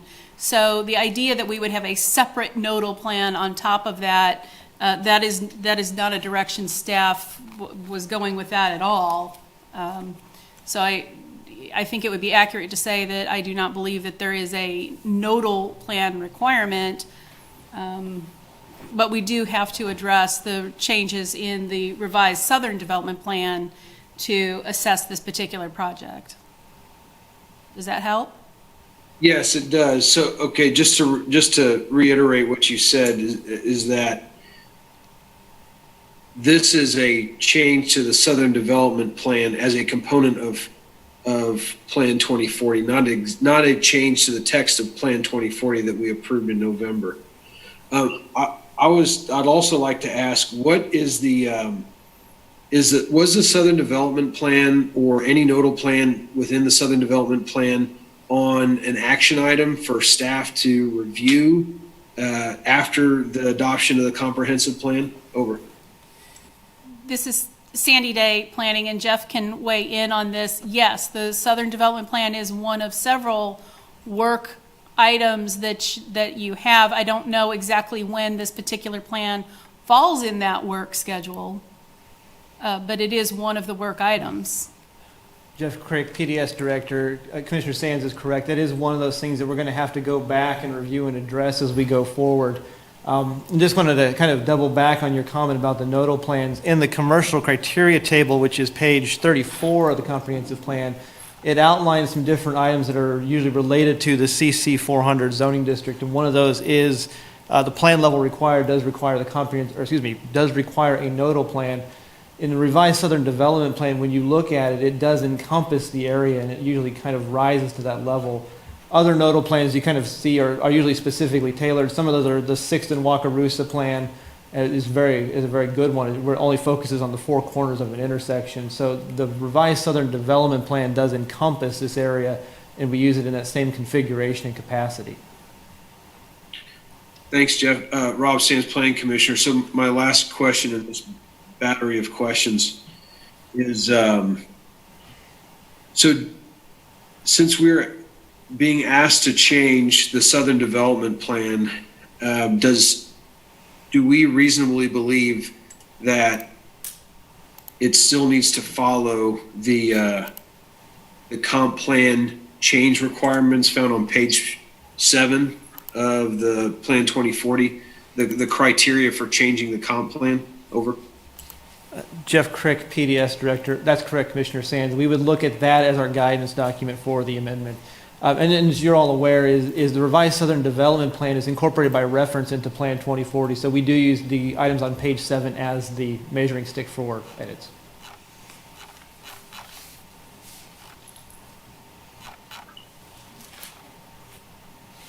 Jim Carpenter, Chair. I'm just going to follow up on Commissioner Sands here. So essentially, what we're being asked tonight is to rewrite the Southern Development Plan under the published request that we are approving a comprehensive plan amendment. So flowing from that, was there any discussion or consideration of what other form the Southern Development Plan could have taken other than to continue this non-existent auto-related zoning that's been in place for years? Jeff Crick, PDS Director. We did take a look in other applications and just in kind of in this one and looked at what would be a likely future build-out scenario. Would residential in some capacity be fitting in the area, or would we be changing to, another land use in the scope and scale? When staff really took a look at it, we had a hard time envisioning detached dwellings kind of isolated between the river and the highway. There was some connection issues we thought would make that a very limited item in there. As we kind of reviewed it for a multi-dwelling or a higher kind of medium density residential approach to it, it seemed to make a little bit more sense than if we were looking at it from just the strictly currently zoned RS10, that low density item in there.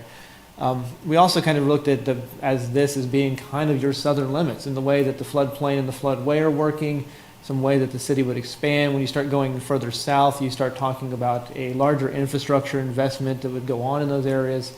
So we looked at it in a couple of different ways, and one thing we always mention is, this is but one potential option that we would put out there on the table. It did seem to fit with what we were seeing both in Plan 2040's guidance and in those documents there, and also just looking at this kind of the larger picture of development in the southern part of Lawrence.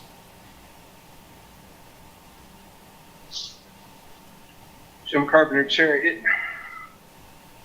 it doesn't feel to me that we're looking at the bigger picture with the request to modify the Southern Development Plan here today. None of this other information is presented to the Commission. So I'm struggling a little bit with how this is the focus has been narrowed, that we're actually not amending the comp plan, we're amending the Southern Development Plan, which would therefore automatically be incorporated into the comprehensive plan. So I'm just wondering where the rest of that information is in our packet. The entire report focuses on how to change the Southern Development Plan to accommodate this particular application. So these seem like two different items to me. Anyone else care to weigh in or have other questions? Commissioner Sands.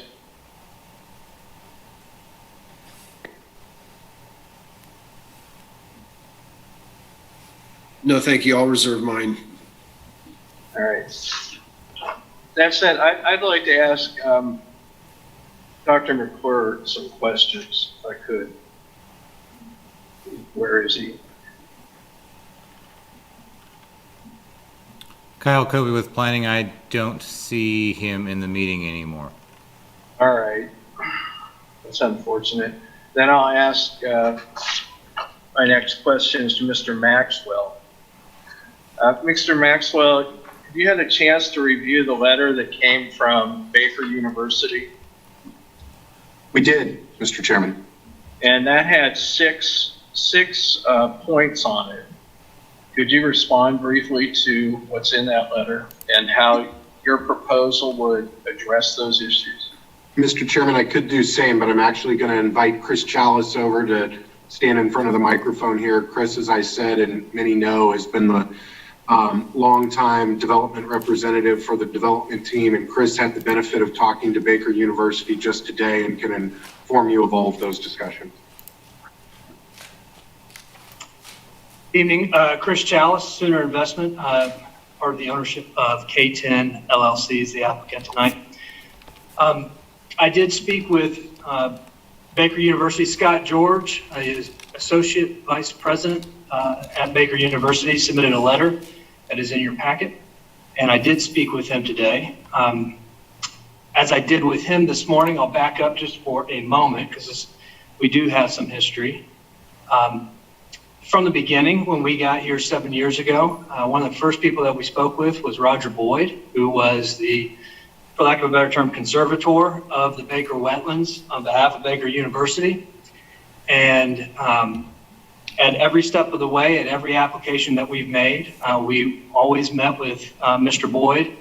And he even came and spoke in support of our project more than once at City Hall, either to the Planning Commission or to the City Commission. I understand now that Mr. Boyd is retired and that his son, John Boyd, is not working in that capacity now. So it was an introduction for me with Mr. George. We did go through those 6 points, and I'm happy to dive in them. Do you have the letter real quick? One of the first ones that Mr. George asked about was light and the impact of light on the wetlands. Again, I want to read another theme of this evening for us is that we have consistently listened to the community feedback on this project all along the way. And this is point number 2 from his letter. And the project is significantly reduced, I think, in terms of the potential light impacts on the east side of the property, given that we are proposing now a mixture of uses of residential and office. Retail certainly tends to be a little bit brighter because they are concerned with the safety of their customers moving back and forth from their stores. But with residential and office both, you have the ability to modulate light intensity quite a bit. And I committed to Scott that we would work with him on that when we got to the site plan and planning stage, which is the appropriate time for us to work on that. Number 1, so I'm going to go back now. Number 1, stormwater. This has been raised a couple times this evening. Again, this is not virgin land. This is land that has been, that is routinely farmed and farmed with probably older farming practices, to be quite honest with you. We have an extensive amount of design that has gone into our prior plans. We're very well aware of the intensive regulations that we have to meet in terms of stormwater runoff, both in terms of treatment and flow, to ensure that we are preserving and protecting the downstream waters. We talked about that. I talked about that with Scott, and again, committed that he could be a part of that process with us when we get to that particular design phase. Number 3, traffic on Michigan Avenue. We asked about that. Our models have shown historically that there will be neighborhood traffic, particularly from folks that live downtown, live near Mass. We'll probably use the back door, if you will, of Michigan Avenue to access our project, but it's by far not the significant portion of the traffic that will access our property. I think Scott felt like that was something that was a good question, but not something that he spent a lot of time being concerned about. Pedestrian crossings, we talked about the ability to create pedestrian crossings for the residents from the mixed-use residential component, as well as the hotel that I think he was interested in. Those folks being able to access easily and safely the wetlands was important to him, and that can be addressed at the site plan stage. In terms of visibility, that is something that we've always referenced in our applications. The idea that we believe that this is the southern door, if you will, to the city of Lawrence. And this project has the opportunity to serve as a gateway. We take that very seriously. A lot of our projects are, and we've always proposed a very first-class project. I committed to Scott in our conversations that we certainly are open, have always anticipated some type of gateway features out on Iowa Street, and then certainly that could include wayfinding signs or other types of designations for Baker University and the wetland project that they have. Hotel component, I would expect it would be a limited service hotel. Those are typically these days 3 stories. And I again acknowledge for him the the context of the wetland setting and that we would be sensitive to that. I think on the other hand, he felt like that was maybe a good use to, as they continue to try to showcase those wetlands, that might be a compatible use for them in some ways. So that was the gist of our conversation. I understood that he was going to reach out to Sandy and let her know that we spoke. He certainly did not support the project, was not in his position to do so. But I think I can represent that we had a good open conversation and committed to continuing these detailed level conversation on these different points at the appropriate time. Thank you, Jim Carpenter, Chair. Yes. Sandy, did the Baker University reach out to you? I did receive an email from Mr. George indicating that he had a conversation with the applicant, that he would not be participating in the meeting tonight, and that was the extent of the email. Thank you, Sandy. Jim Carpenter, Chair. Any questions by any other commissioners? Commissioner Willie? Karen Willie, Planning Commissioner. Somewhat of a comment, when we had looked at the revised Southern Development Plan as a part of Plan 2040, and again, we didn't open it up for discussion, but I had some significant environmental issues with what was planned there. And we didn't talk about that. We knew that would be a conversation that would come at some time in the future. But frankly, this project doesn't even kind of get to that point with me. The economics of it, I find far more striking and something that I'd like for us to talk about as a group, just given the really deep recession and unemployment, and that we already had, even at the 2018 report, 8.1% vacancy rate on commercial property. Adding to that at this time without, even just what we know of the potentially updated numbers seems really irresponsible. So I'd like to see what the commission thinks about that. Thank you, Commissioner Willie. Jim Carpenter, Chair. Commissioner Ashworth? Commissioner Ashworth, before Commissioner Willie jumped in with the economics, I had just a couple comments based on the previous, what Commissioner Carpenter brought up. I don't have a particular problem with the language change in terms of revising the Southern Development Plan in terms of auto-related versus what's proposed, but I am more concerned about the increase in the footprint of the area beyond what the Southern Development Plan called for and allowed. This new development will cover more floodplain.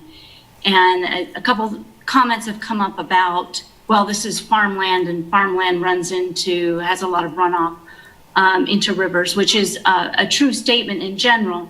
But I have to say that in looking at the big picture, farmland allows far more infiltration of water than any pavement ever could. And so I'm not, should I say, it's an empirical question in terms of the stormwater runoff on this area and what would be least harmful to the Wakarusa River, of that land being farmland, open space, prairie versus development. I don't think it's obvious that developing this area and replacing that farmland would actually improve the water quality in Wakarusa River. Thank you, Commissioner Ashworth. Jim Carpenter, Chair. Any other commissioners with questions or comments? Commissioner Carter? Yeah, Mr. Chair, just wanted to call attention to the fact that Professor McClure has rejoined the meeting, and I know that you had some questions for him previously. You have questions for him? I'd like to hear yours first. Oh, okay. So, Jim Carpenter, Chair. Dr. McClure, you're back. I'm glad to see that. Sorry. Have you had the opportunity to review the retail market analysis that was contained in the staff report? I have.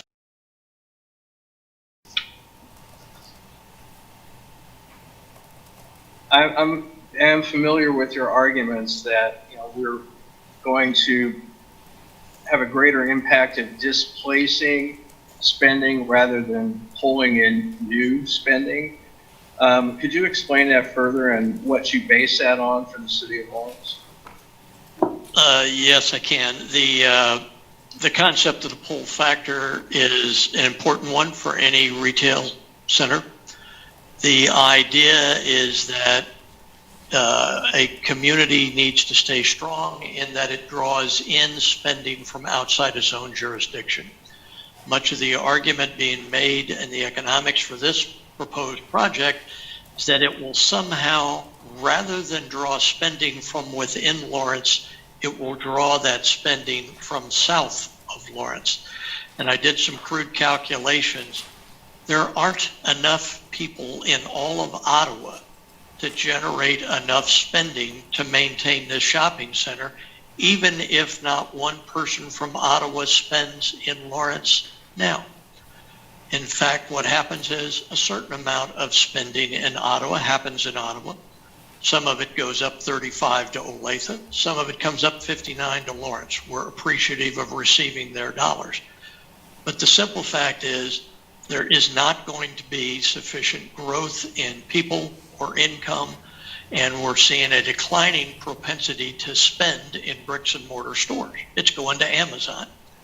So given that we don't have any new spending, and given the threat to our existing workforce because of KU, now isn't a time to be thinking about, be honest, a dream that will become a higher pull community. The sort of stores they'll end up with in this development, if built, won't be any different than what they already have in Johnson County. So Johnson County isn't going to drive here for this. They've got these same stores in Shawnee County. They won't drive to Lawrence for this stuff. It's just going to be competing stores with what we already have, and that's what the cannibalism in retail is all about. And it's an unfortunate thing that I don't think is healthy for our community. Carpenter Chair, and Dr. McClure, there was a mention about the increase in population. We've been told repeatedly that Lawrence is growing at approximately 1% a year. Is that what your research has shown too?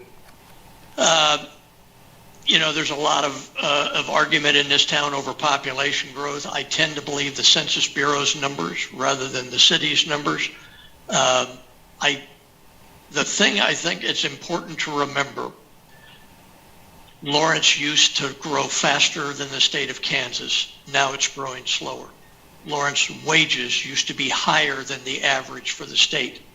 Now they're falling behind. We are losing workers to other communities. They're not coming in. We've lost our edge as a community. We can't continue to build retail space on the assumption that somehow we're a Johnson County. We are not. So it's incumbent on the Planning Commission to try to keep the scale of our retail space in close correspondence with our population, their income, and their spending in bricks and mortar stores. Thank you, Dr. McClure. I'm Jim Carpenter, Chair. Mr. Maxwell, I know that you probably have a different opinion, so if you could respond to Dr. McClure, please. Thank you, Mr. Chairman, for the opportunity. Yes, I understand the argument from Dr. McClure, but I think there's two parts to it. There's first both bringing people from out of town into Lawrence, and then there's also the incredibly important point of keeping the Lawrencian dollar in Lawrence. And I think what you would see when you look at the pull factors of places like Topeka, and much more importantly, Johnson County and frankly, Wyandotte County in the legends, is what we see is a lot of Lawrence and Douglas County dollars leave Lawrence and Douglas County to shop in those other locations because of the lack of some of the tenants that we are proposing for this development. So I believe it's not only bringing folks from the south, but it's actually keeping your dollars home.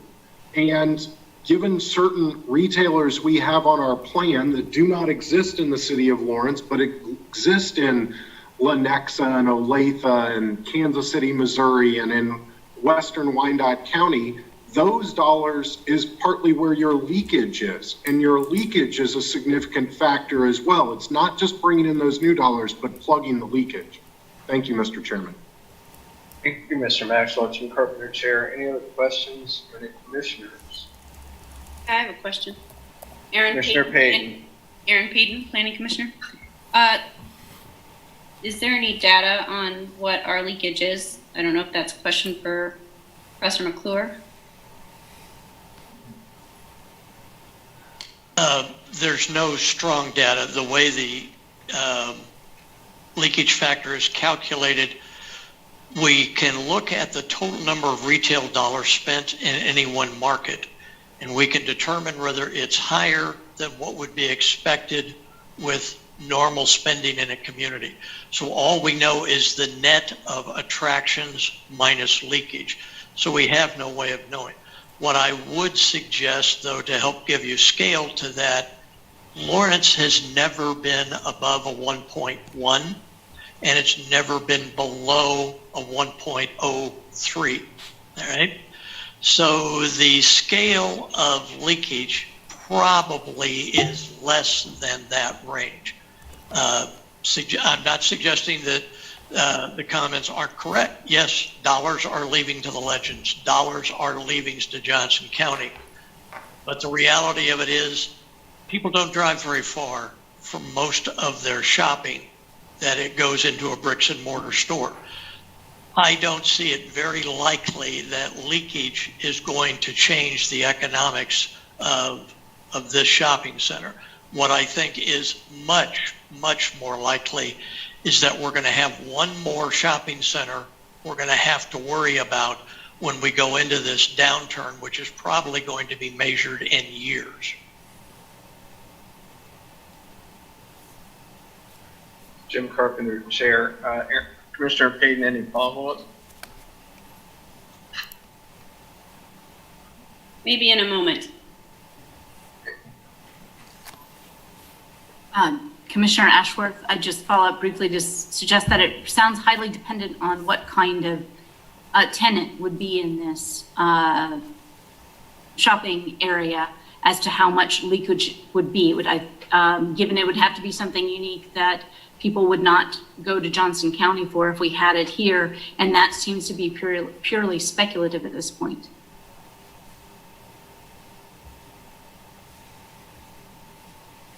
Jim Carpenter, Chair. So far, we've been focused on the commercial aspects. There's also proposal in this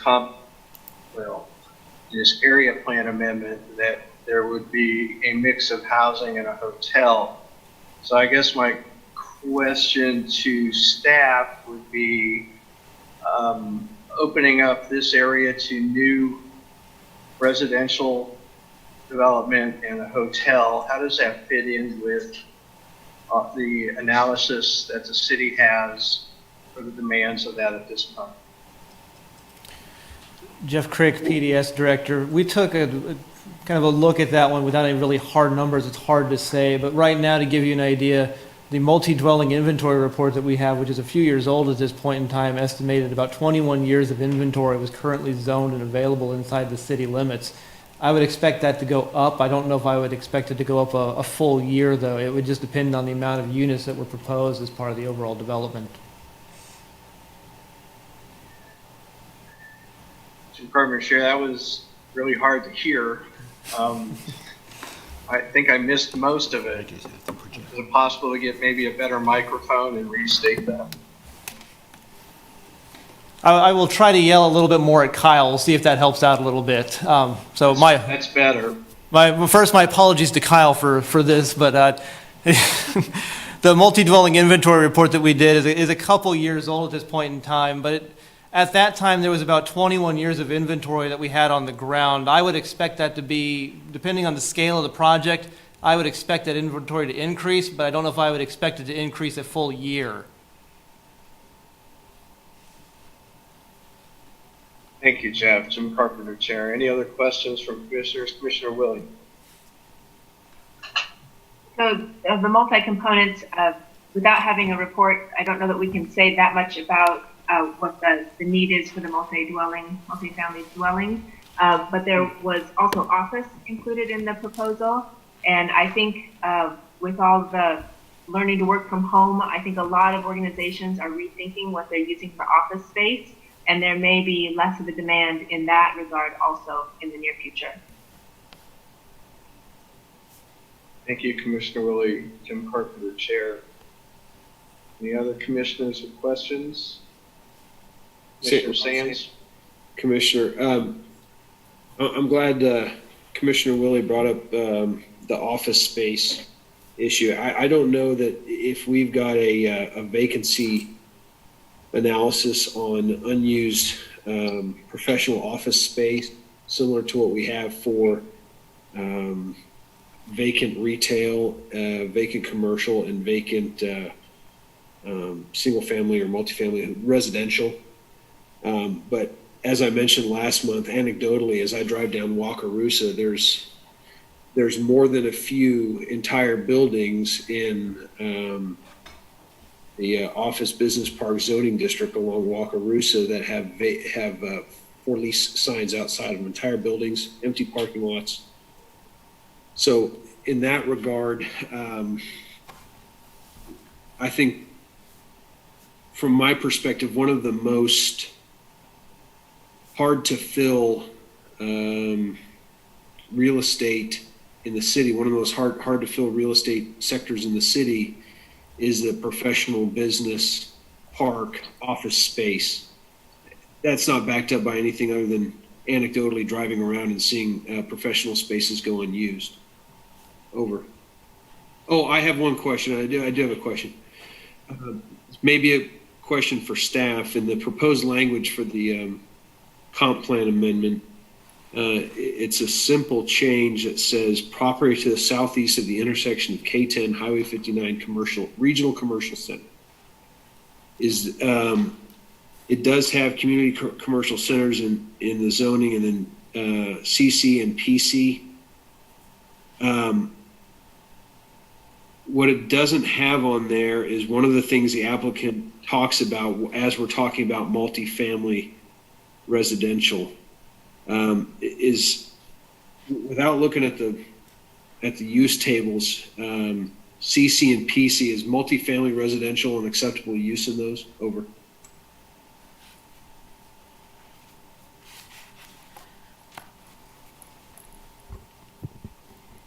The zoning, Sandy Day planning, the zoning district would allow for residential development in the CC or CR district in certain specific types of development patterns. The pieces of the plan that talk about multifamily are not affected by this change. The only pieces of the plan that are affected are the commercial component of the plan. So there's a component of the plan that has speaks to open space. That is not affected by this application. Does that help? Yeah, it does. And that was my mistake, because as I looked at my use table here, multi-dwelling structure is a permitted access under CC zoning. Yeah.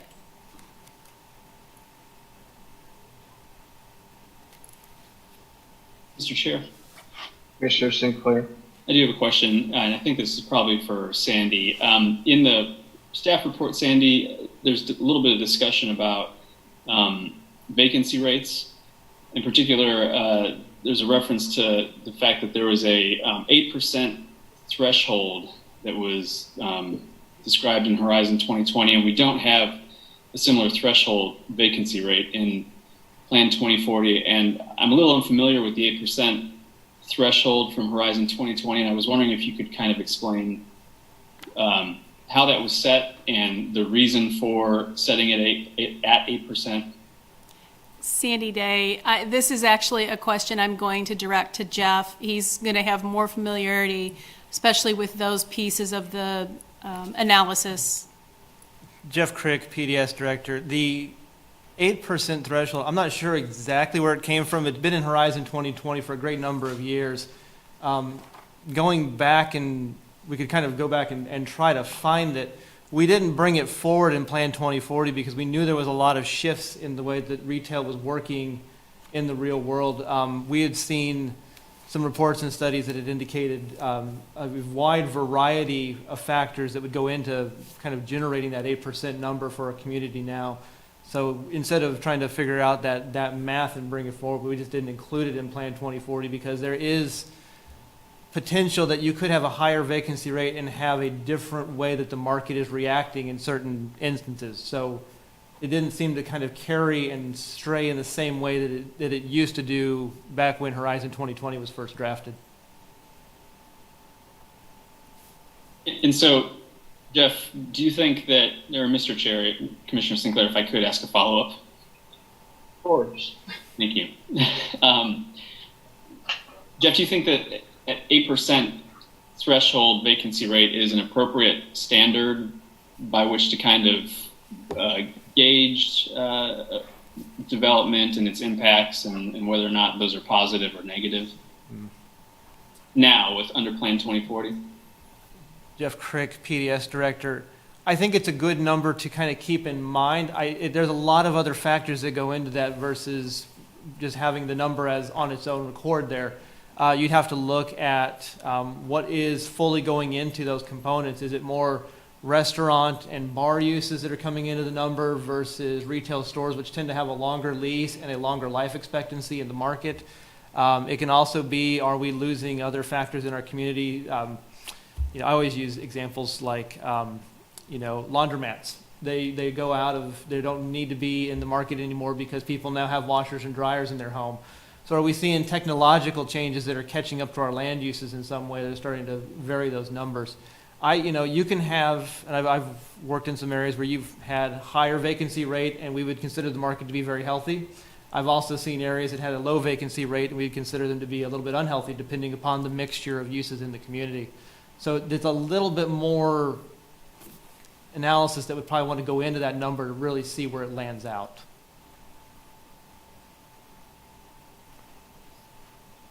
If I could ask, or I guess maybe a follow-up comment, Mr. Chair. Yes. Because I think it's important for us to consider I think the economics, as Commissioner Willie had indicated earlier. But as we talk and we hear from the applicant and the public, it's just difficult, I think, to really kind of get a sense of what the hard numbers are and what studies have been done. And so we can all sort of drive around town and come to conclusions based on things we see here and there. But I don't know if it's worthwhile to sort of have that 8% as a gauge here. And I believe the staff report says that something like this would probably push that vacancy rate further above 8%. And that causes me concern, even if that particular number is not in Plan 2040. It's something that we considered relevant in the past historically, I guess. Commissioner Carpenter, may I ask a question? This is Commissioner Butler. Yes. I've heard a lot of comments on economics, and Commissioner Willie and Commissioner Sinclair, and I believe Commissioner Sands had mentioned that, and I'm struggling to find a time in our past where we've had a lot of conversation around the economic benefit or lack of benefit of a particular project. So that's one of my questions to the other planners is, in all of the factors that we consider, is that I don't view that as kind of an overwhelming or overarching factor in whether or not to vote in favor or oppose the amendment. My other question is for Professor McClure. Are you speaking just on your behalf? Are you speaking on behalf of one of the opponents to this particular development? Is my first question for you. I'm strictly speaking for myself. Okay. And in trying to summarize what I've heard you say is when you talk about, and I'm probably going to butcher this word, so I apologize, cannibalization. If I understand your particular particularly against this project because it's taking money and spending away from other development that we already have here in Lawrence, and you don't think that our community can sustain that at this time. Is that correct? Or within the near future? That's correct. I think you put it very well. The developer proposed that we would have a bigger pie. I see no opportunity for that to happen in the near future. I fear our community is going to be struggling in the near future with how do we revitalize declining retail space all over town. Our downtown is already threatened. It's one of our greatest assets. Let's not make the problem any worse. And the other question, Dr. McClure, that I had for you is, you talked about the myth of creation of jobs, sales tax, and property tax. Is that, I'm assuming that based on the statements that you just made, you don't see a benefit, an overall benefit in potential jobs, sales tax, or property tax to our overall community and tax base if you're weighing those with money taken away from other properties. You still go to the more detrimental than beneficial. Is that correct? That's correct. I've been in Lawrence for 33 years. I've been monitoring this for 33 years. The amount of square feet we can support is a direct function of spending, not the number of buildings, but the amount of spending. Because we're moving more and more to big box stores, the number of retail jobs is going down. So if we expand the supply of space, as the developer proposes to do, we will simply distribute the value, the same value we had before his development, we'll now distribute it over the existing space plus it. Everybody's value will go down. The same number of jobs will be here in town, or actually it will continue down. The sales tax revenue will be the same. The property tax revenue will be the same. Thank you, sir. Mm-hmm. Commissioner Carter. I have a question for staff, and I'm not sure if it's for Sandy or for Jeff. But revisiting what Commissioner Sinclair mentioned about the target vacancy rate for retail, the analysis present in the staff report posits that the vacancy rate in the coming years, influenced by this project, could rise above 10%, maybe even closer to 15%. And yet there's another statement that the additional square footage per capita wouldn't be seen to have an appreciable effect on overall on the overall condition of retail in the community. And I just like to ask for a clarification of that, how I'm maybe misunderstanding those two things seemingly in opposition to each other. And then also, if you have any response to Professor McClure's observations about cannibalization of existing retail. And I'm not sure if that's for Sandy or for Jeff. Jeff Crick, PDS Director. I'll start with the second one because I think I might need to ask again for the first one here real quick. You do see cannibalization in the market. I think that's just a natural churn in the way that these items work. We've also seen a significant reinvestment in properties along some corridors that you've recently seen businesses shift out of, specifically kind of around the 23rd and Iowa intersection, the 23rd Street intersection between Iowa going towards Haskell Street. You see some of those opportunities for redevelopment. That does open up the market space and some options in there for other businesses to come in, and also some spaces for our existing businesses to grow and change their footprints to meet what they're seeing in their market items. And if I may, Commissioner Carter, could you restate the first question, please, so I'll make sure I get that right? Oh, I think we... Kyle Kobe with Planning. Commissioner Carter, you're muted. Sorry about that. Yes, absolutely. I was just in the process of apologizing. I don't have my page numbers to refer to, but in the retail analysis, The report mentions possible effects of this development under different conditions, and under some conditions, the overall vacancy rate could rise, above the past standard of 8%, as high as 10 or 15%. And yet, it looked at a different perspective of square footage per capita and marginal square footage per capita. The effect is not seen to be substantial. And I'm wondering if you could describe those two metrics and how they, at least by my reading, seem to be at odds with each other.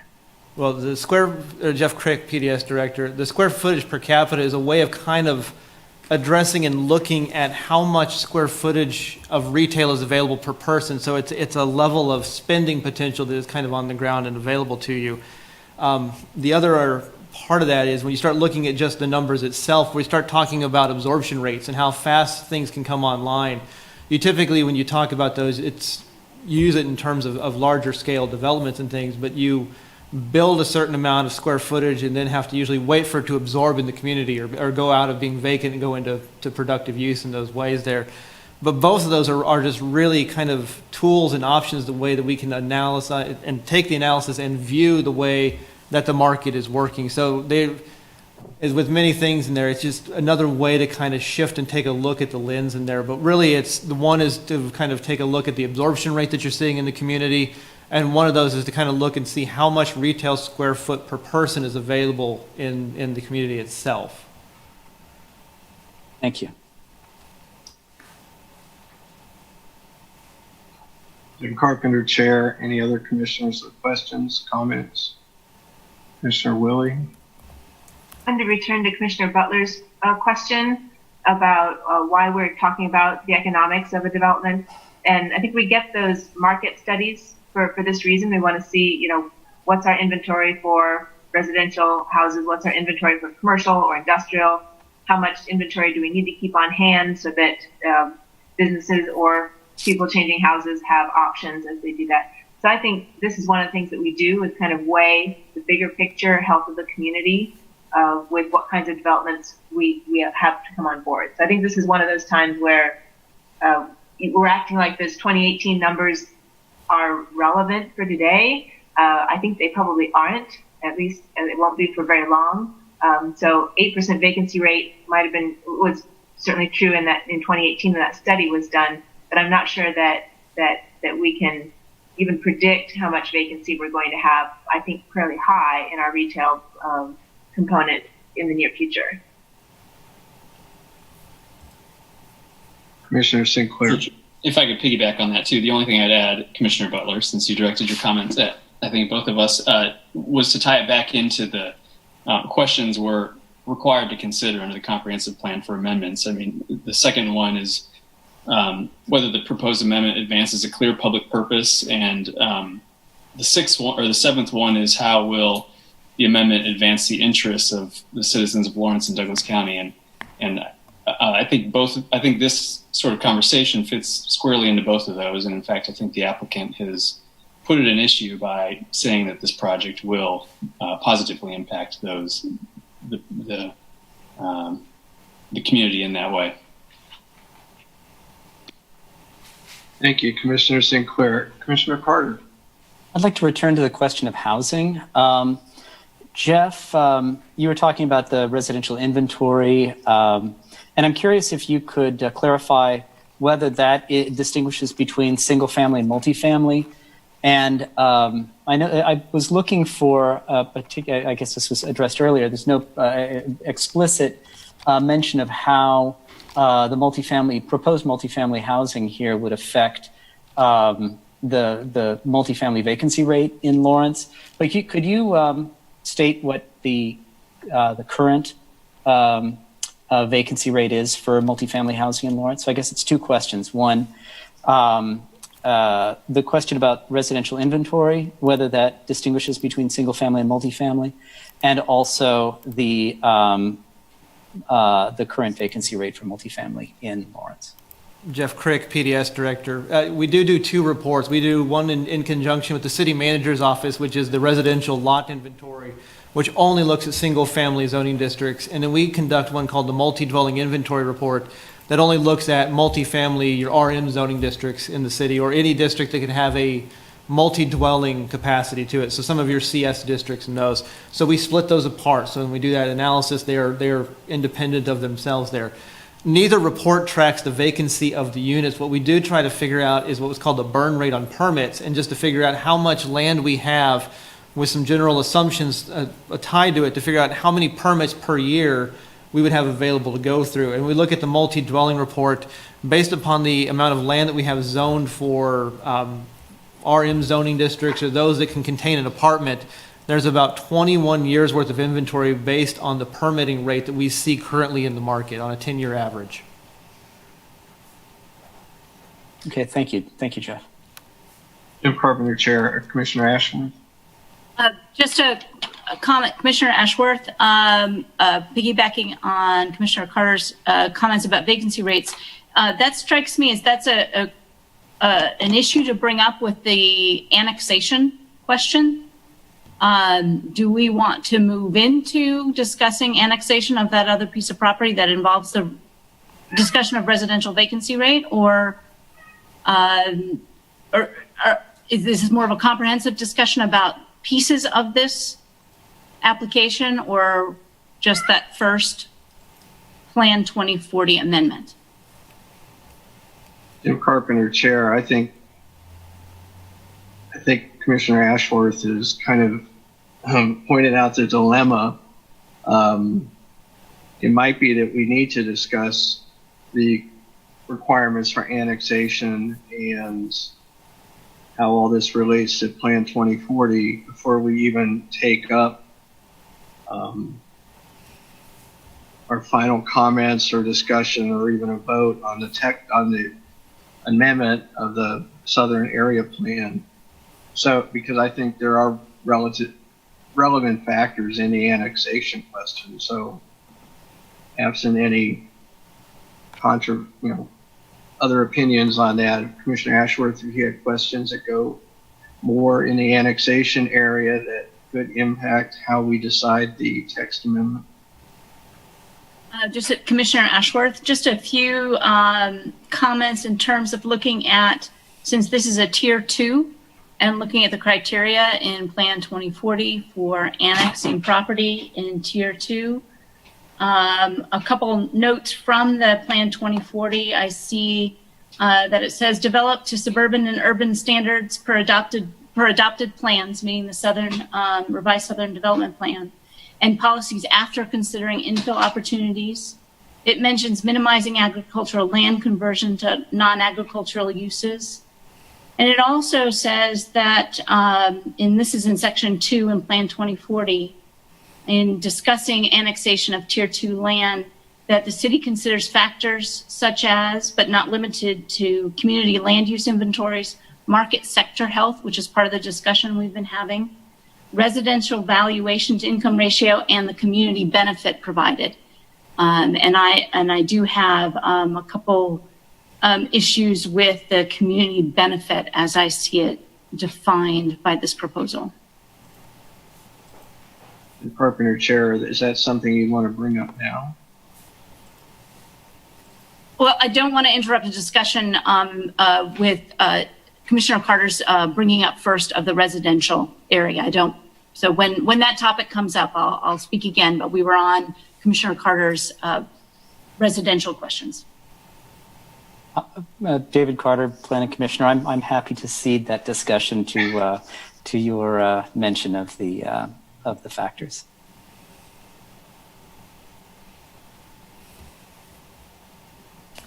So in brief, Commissioner Ashworth, in brief, I'm not sure that the community benefit provided by this development rate, there's no bar listed in here for community benefits, but I'm not seeing much in this plan that I consider a community benefit. If we're not talking about economics now, but in terms of the land, filling in the floodplain, a recreational path, ill-defined stormwater issues, the fact that the proposal did request that Baker University help and be responsible, that may be going to help with the management of open space. And as we've seen in Baker University's letter, they are reluctant to be involved in managing any extra acreage as part of Baker University's involvement in that. And that raises an alarm bell with me. And Carpenter Chair, so Commissioner Ashworth, am I hearing in there a question to the applicant? Question to the applicant, in terms of concerns that have been brought up about stormwater and runoff into the Wakarusa River, you specifically highlighted that agricultural land, that this would be an improvement over agricultural land for the Wakarusa River. I wonder if you'd speak specifically to how would the community benefit as far as the environmental benefits are concerned with this proposal. Thank you, Commissioner Ashworth. I'm going to invite another member of the development team up, and Brian Sturm, to speak specifically to this point. But let me just clarify for the record. One of the things that I was trying to say was not comparing the relative benefits between agriculture or non-agriculture or otherwise. What I was trying to bring out in our presentation was the point that of 120 acres, we would be long-term dedicating 60 acres to open space that cannot be used for any other uses other than active recreation uses. And I believe that is unprecedented in the city of Lawrence or any other application I have ever been involved in, to end up putting 50% of your developable acreage into that type of category that doesn't even allow things like farming and otherwise, that we have to create it into active participation uses. So I think that is a substantial benefit when you take developable acreage across a whole entire site and you get 50% of it to those uses. But to your specific questions about regulatory floodplain, what we're going to do, water quality, BMPs, all the different things that could happen with that, I'm going to let Brian Sturm speak to that.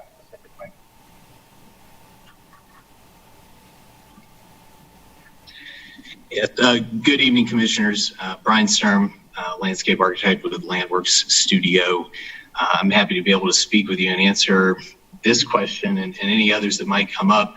You know, one of the features that we've always tried to embrace with this project is its adjacency to the Baker wetlands and to these environments that have, thrived along the Wakarusa River Valley, and in spite of, various developmental pressures over the years. We feel like the community benefit that we bring with this project is a concerted and managed approach to preserving the environment that exists there today on this property in relatively small pockets in a corridor along a man-made drainage canal and some preserved woodland areas, and actually expanding that. There is land that has been farmed for decades in floodplain. And currently, if you look at the maps, there's roughly 28 acres of floodplain property that's been actively farmed. We're going to actually reduce that next door.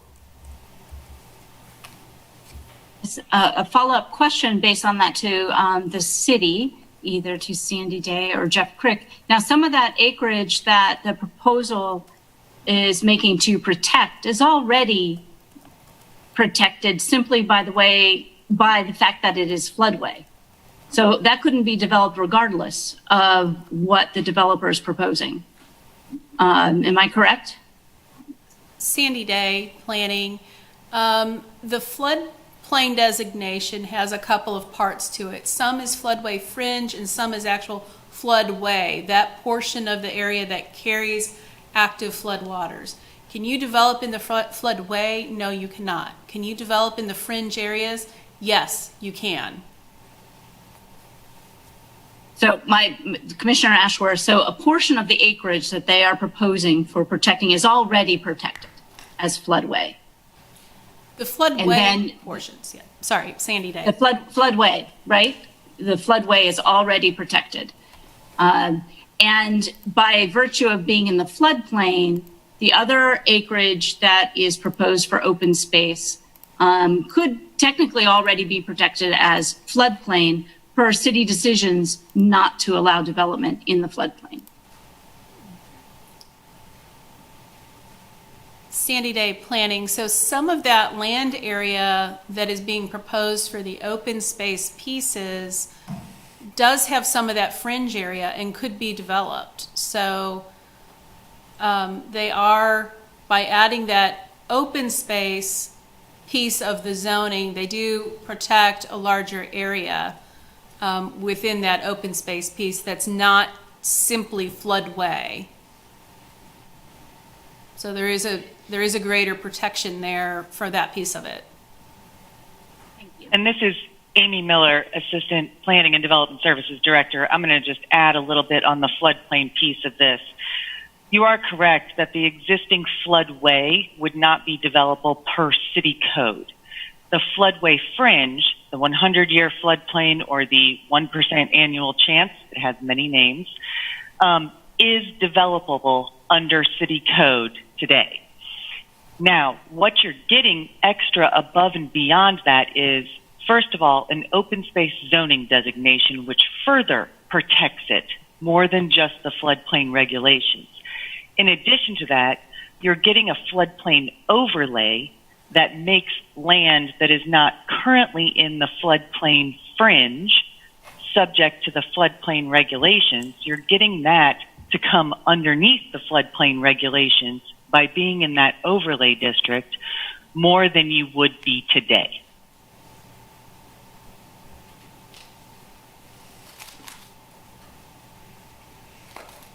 Jim Carpenter, Chair.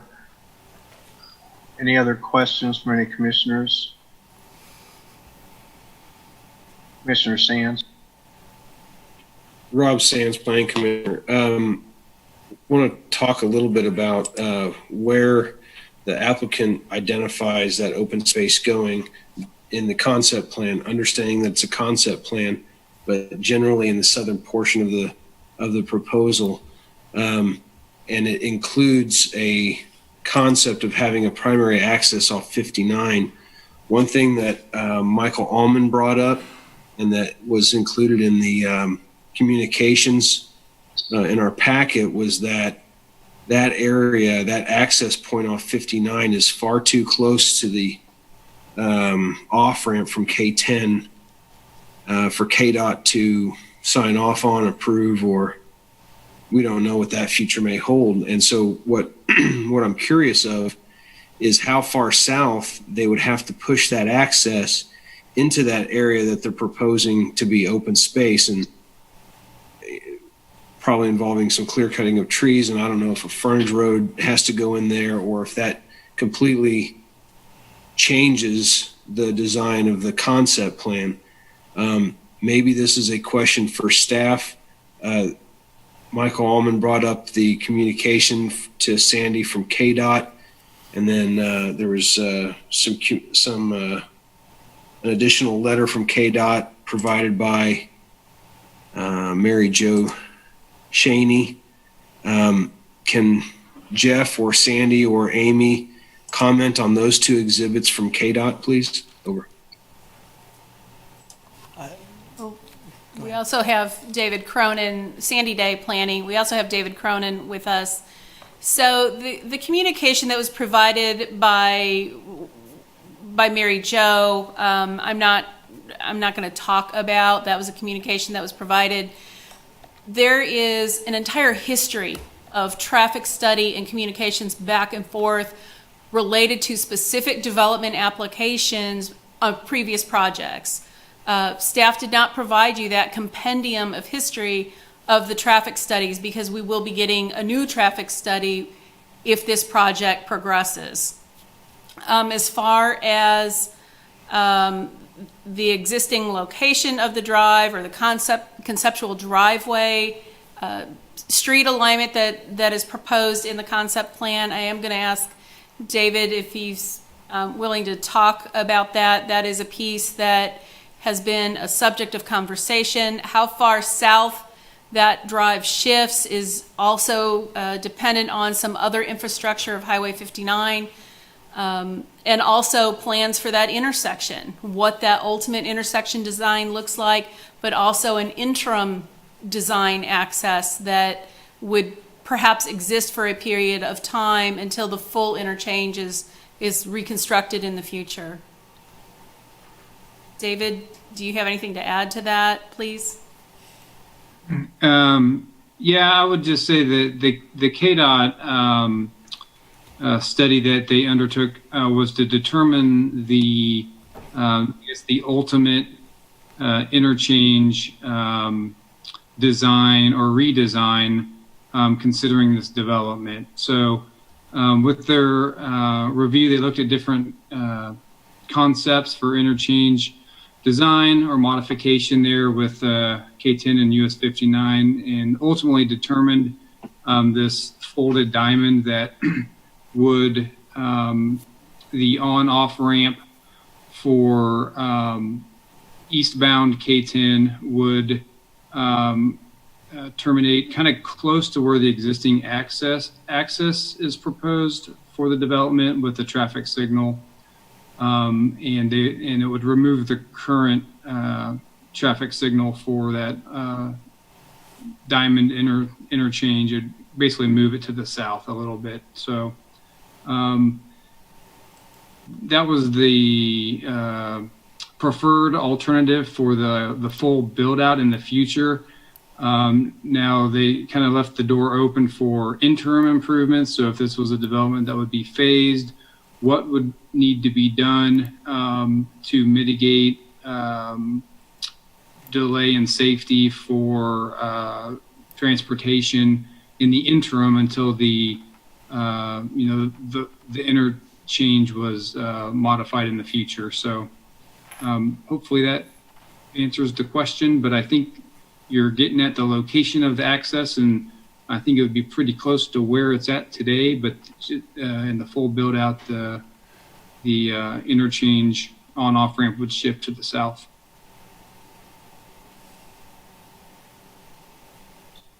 And Carpenter Chair, Commissioner Sands, does that answer your question?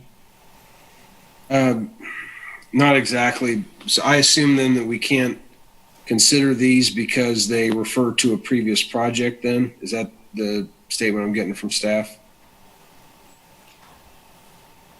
Sandy Day Planning, I think you're welcome to consider them.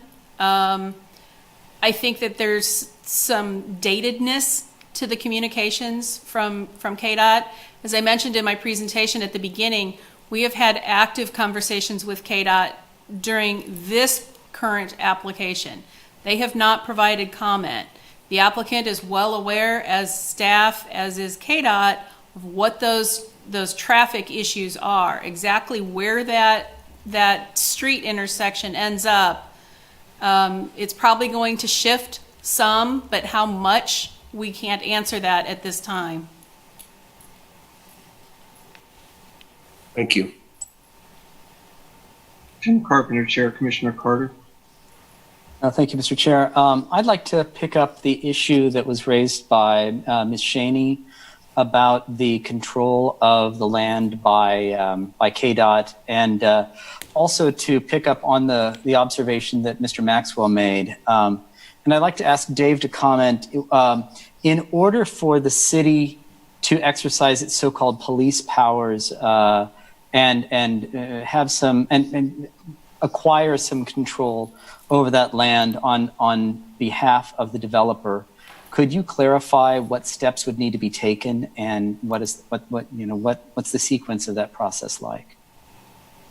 From Carpenter Chair, who are you directing that question to? To Dave Cronin, Mr. Cronin. Dave Cronin, city engineer. I'm not completely sure on your question. If you're talking about KDOT's right-of-way and potential vacation or dedication of new right-of-way, that would be between the development and KDOT. that could be go with the plat, but yeah, I don't know. I don't have any specific details on this development and what it's going to require for KDOT to release right of way. I think they would need to see the details, and that would be something that would be worked out.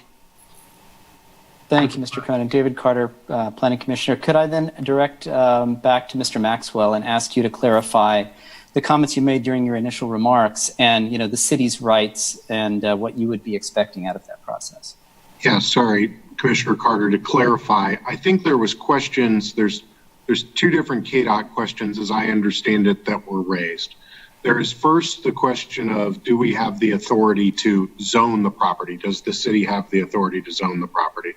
I believe the city does have the authority today to go and zone the property, and KDOT's not standing in the way of that in any form or fashion, and that you have an appropriate application in front of you. So I was making the reference when I was talking about your regulatory and police power to that power to be able to zone that function of KDOT right away.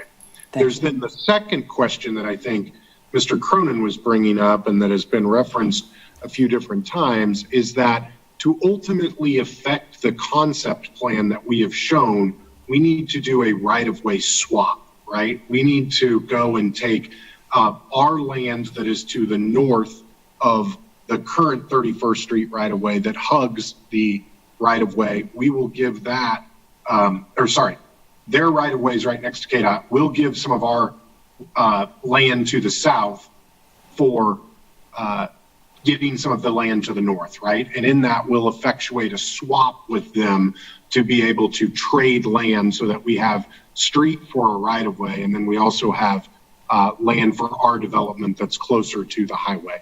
So we'll have to effectuate that swap.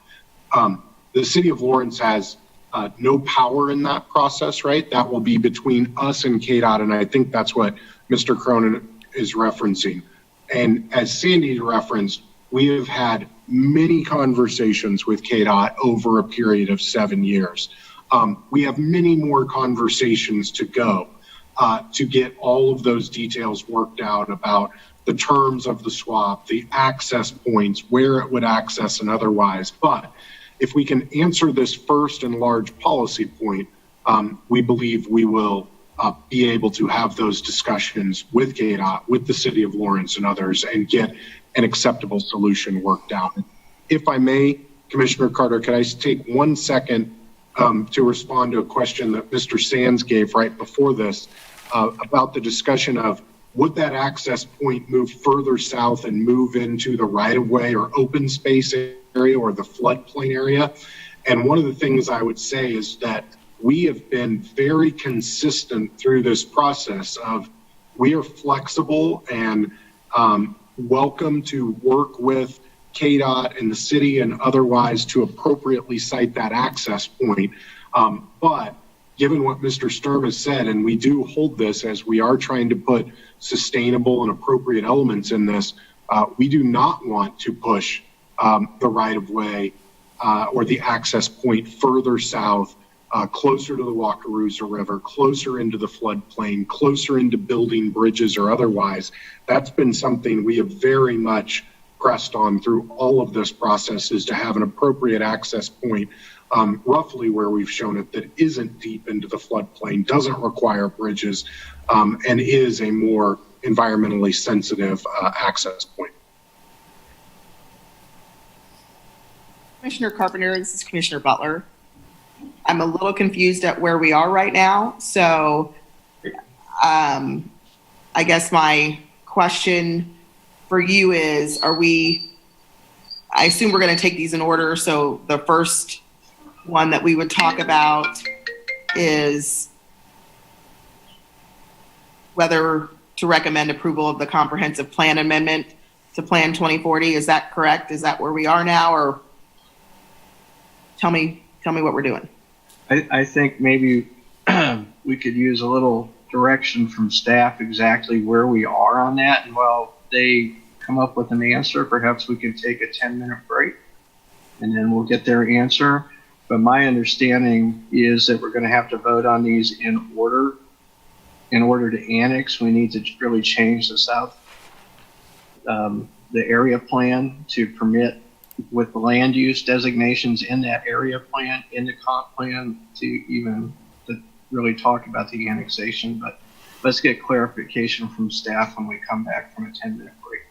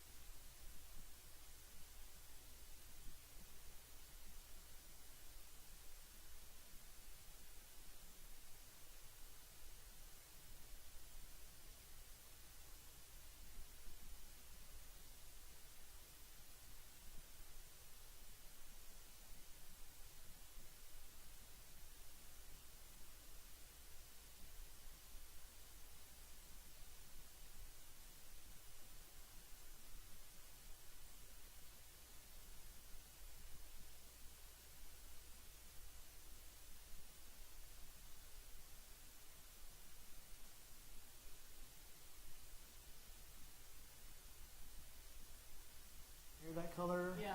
And I was like, I'm coming by it naturally. I'm good to go.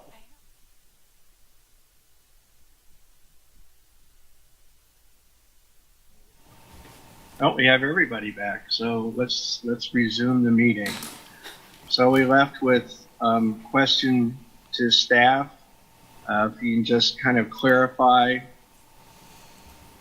what the first item is that we need to take up.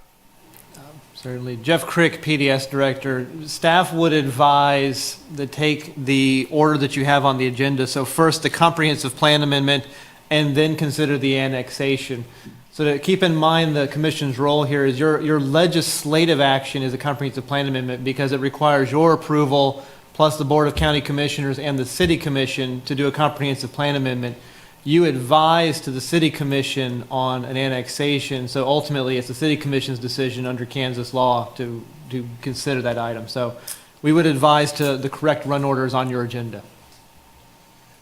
Thank you, Jeff. Jim Carpenter, Chair. That raises the question that the text amendment has to be approved by Planning Commission, City Commission, and County Commission. If we approve the text amendment and one of the other two commissions did not approve the text amendment and we had already approved the annexation and rezoning,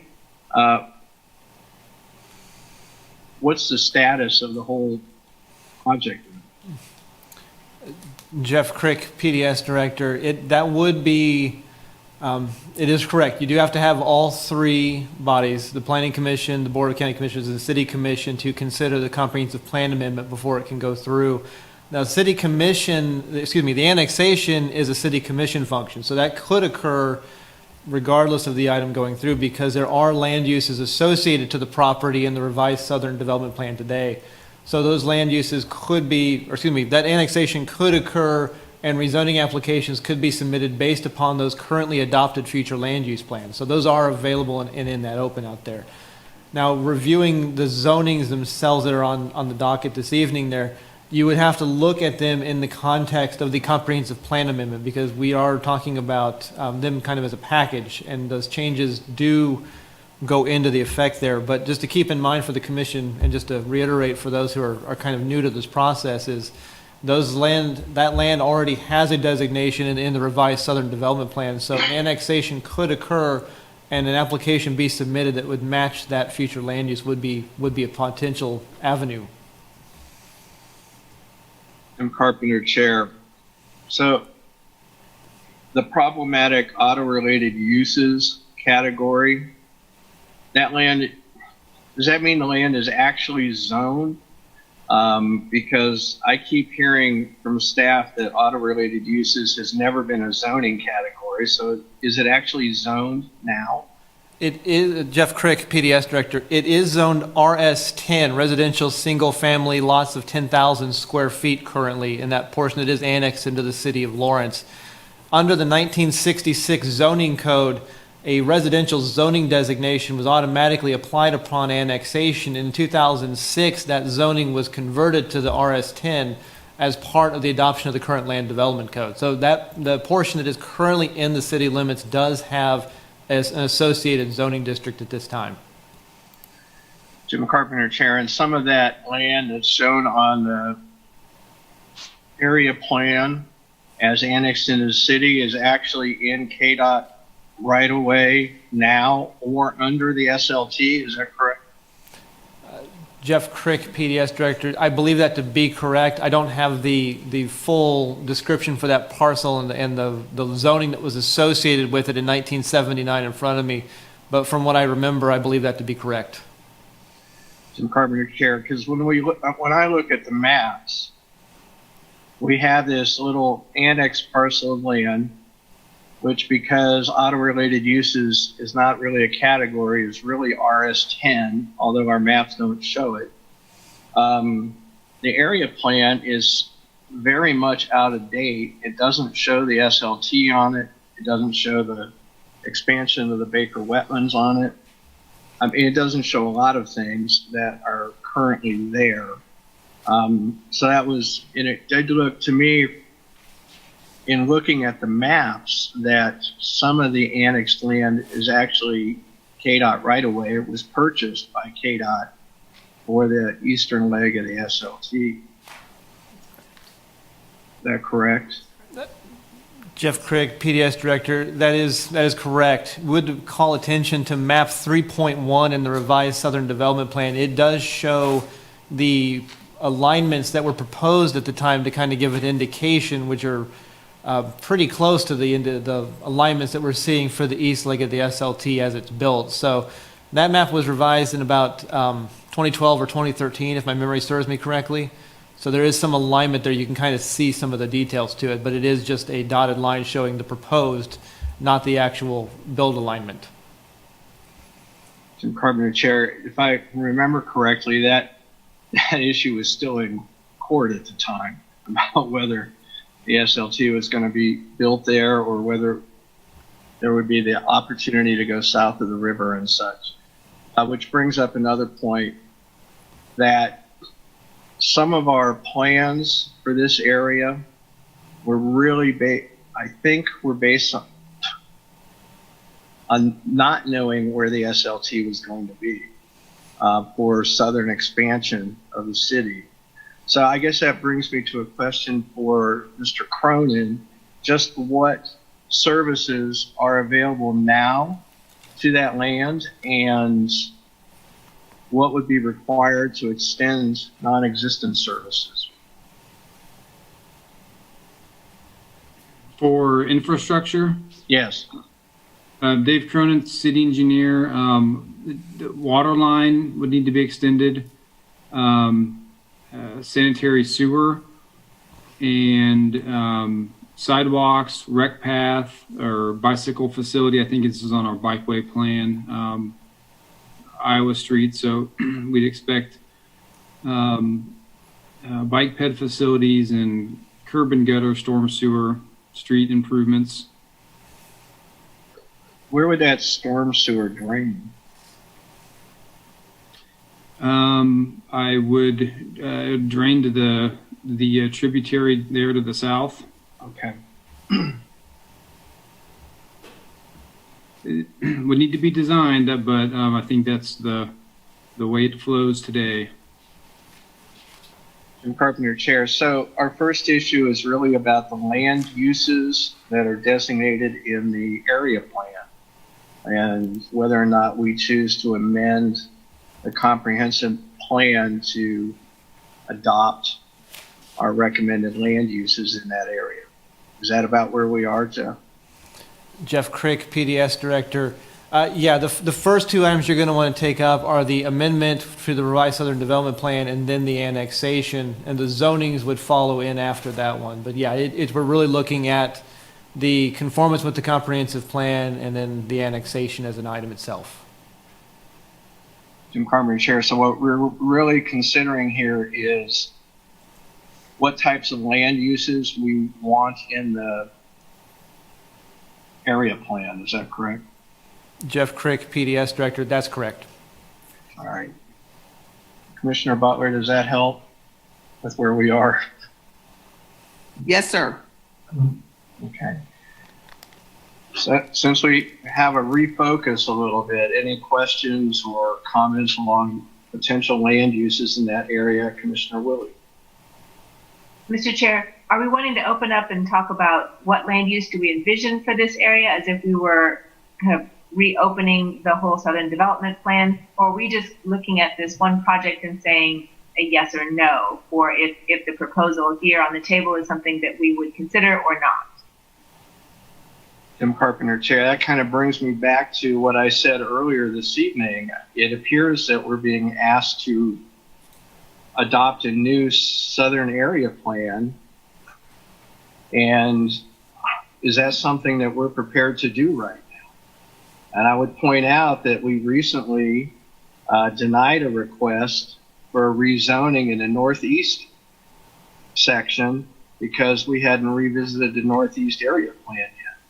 And we've also, prior to that, in county, had an issue over whether to change county designated industrial to, county designated residential to industrial without revisiting the zoning for the whole area. So that's kind of what I raised earlier today. I think we haven't had these conversations about the vision for all these different area plans under Plan 2040, which is what we left open-ended at the time. So I think maybe we should talk about that a little bit. Are we prepared to rewrite the Southern Area Plan here tonight? Mr. Chair, Rob Sands, Commissioner, I would maybe recommend that whatever motion is taken up includes direction to staff to prepare a revised Southern Development Plan. Over. Jim Carpenter, Chair, I think that's a good point, but that doesn't really reach Commissioner Willie's question. I agree it doesn't. Rob Sands, Planning Commissioner. I agree it doesn't. But what I'm struggling with right now is we are forced to answer the question in front of us. And whichever way we answer that question, someone still has to plan that sector out. That sector still needs to be deliberately planned. And I do want to point out that it was revised in 2013, and although that seems like a long time ago and it was a minimal revision, I don't think that's a little bit deceptive because it really is not brought up to date, as we've pointed out. Over. And Partner Chair, any other comments or questions along those lines? Mr. Chair, Jeff Crick, PDS Director, I just want to make a comment that you can amend the plan to address just the subject property. You don't have to rewrite the entire plan in the evening. It kind of go to Commissioner Sands' comment is the question before you this evening is related to this specific property and this portion of the plan there. So it's just you can look at it in just this one portion, not the whole area plan in totality. That would be a larger undertaking we would want to do with public input and have a different set of reviews and items that would come into it. But your ability in this instance with the comprehensive plan amendment is to just look at it in this one parcel and review it in that scope too. And Carpenter Chair, Commissioner Willie? I would agree with Jeff that I think that tonight's discussion should be just a question of, is this a project that we want to see move forward and make the appropriate comprehensive plan to make that happen? Or are we willing to just let it stand for the moment and look at the whole project as a whole, the whole Southern Development Plan as a whole at a future date? And I would think that is the right call for today, is just to talk about this project and this suggested comprehensive plan change. Jim Carpenter Chair, any other comments? Mr. Chair? Yes. Karen Willie, Planning Commissioner. I'd be willing to give this a little direction, if I may. I think that to Mr. Maxwell's point that this node this close to two intersecting highways is always going to have commercial development on it. So I think we'll need to continue having that discussion. I'm not sure that development has to encroach so far onto the floodplain as this is suggested that we do. I also am just completely uncomfortable with the idea of putting forward a project of this size into the economy that we have now. I think it's going to hurt our downtown. I think we have existing commercial spaces that are going to be struggling as it is. I haven't seen anything that pushes me past that thought that this is just not a responsible thing to be adding onto our economy at the moment. And Carpenter Chair, thank you, Commissioner Willie. Any other comments, questions from any commissioners?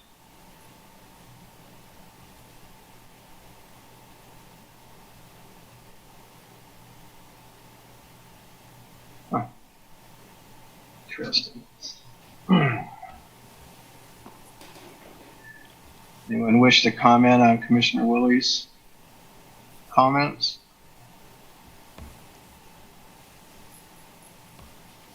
Commissioner Struckloff. I'll just say I agree with Commissioner Willie's comments.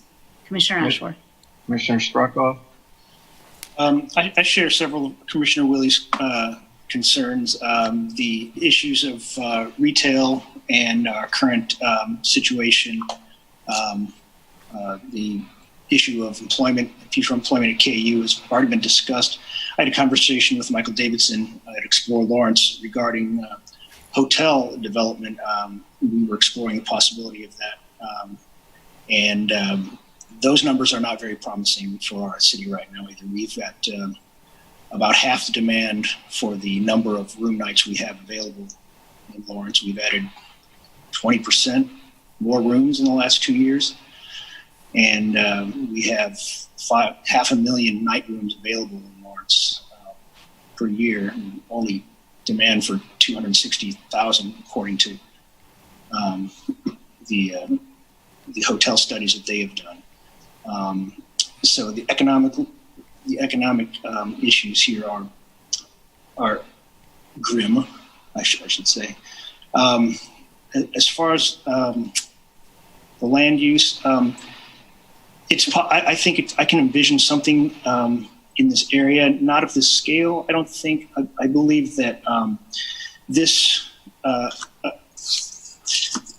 area has actually not always been commercial and retail in our vision for the future. We've had a possible exception in this area for this auto-related commercial development. What our previous plan stated was that additional retail and commercial shall not occur south of the SLT, with the possible exception of retail. And although that language, that code-like language, as we called it a few years ago, is missing from our current comprehensive plan 2040, that is not an abandonment of that community vision. And the situation, those words were written in Horizon 2020 and they contemplated the location of the SLT where it is now. Those conditions have not changed. On the contrary, as we've discussed already, many of the economic conditions have changed and not for the better. I'm concerned about the expansion of an already overbuilt South Iowa retail district. I believe we're somewhere between 2.5 to 3 million square feet in that what's called a retail commercial center that is supposed to be 1.5 million square feet. I deeply appreciate the contribution to open space and trails that this project promises, but I don't think that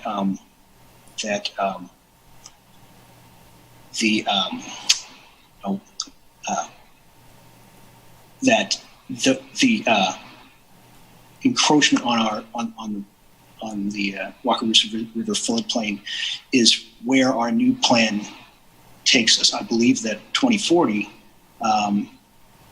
brings us farther away from that sort of encroachment than before. And so with previous direction that there's not going to be retail and commercial in that area with that possible exception, I think we've moved farther from that with our new plan.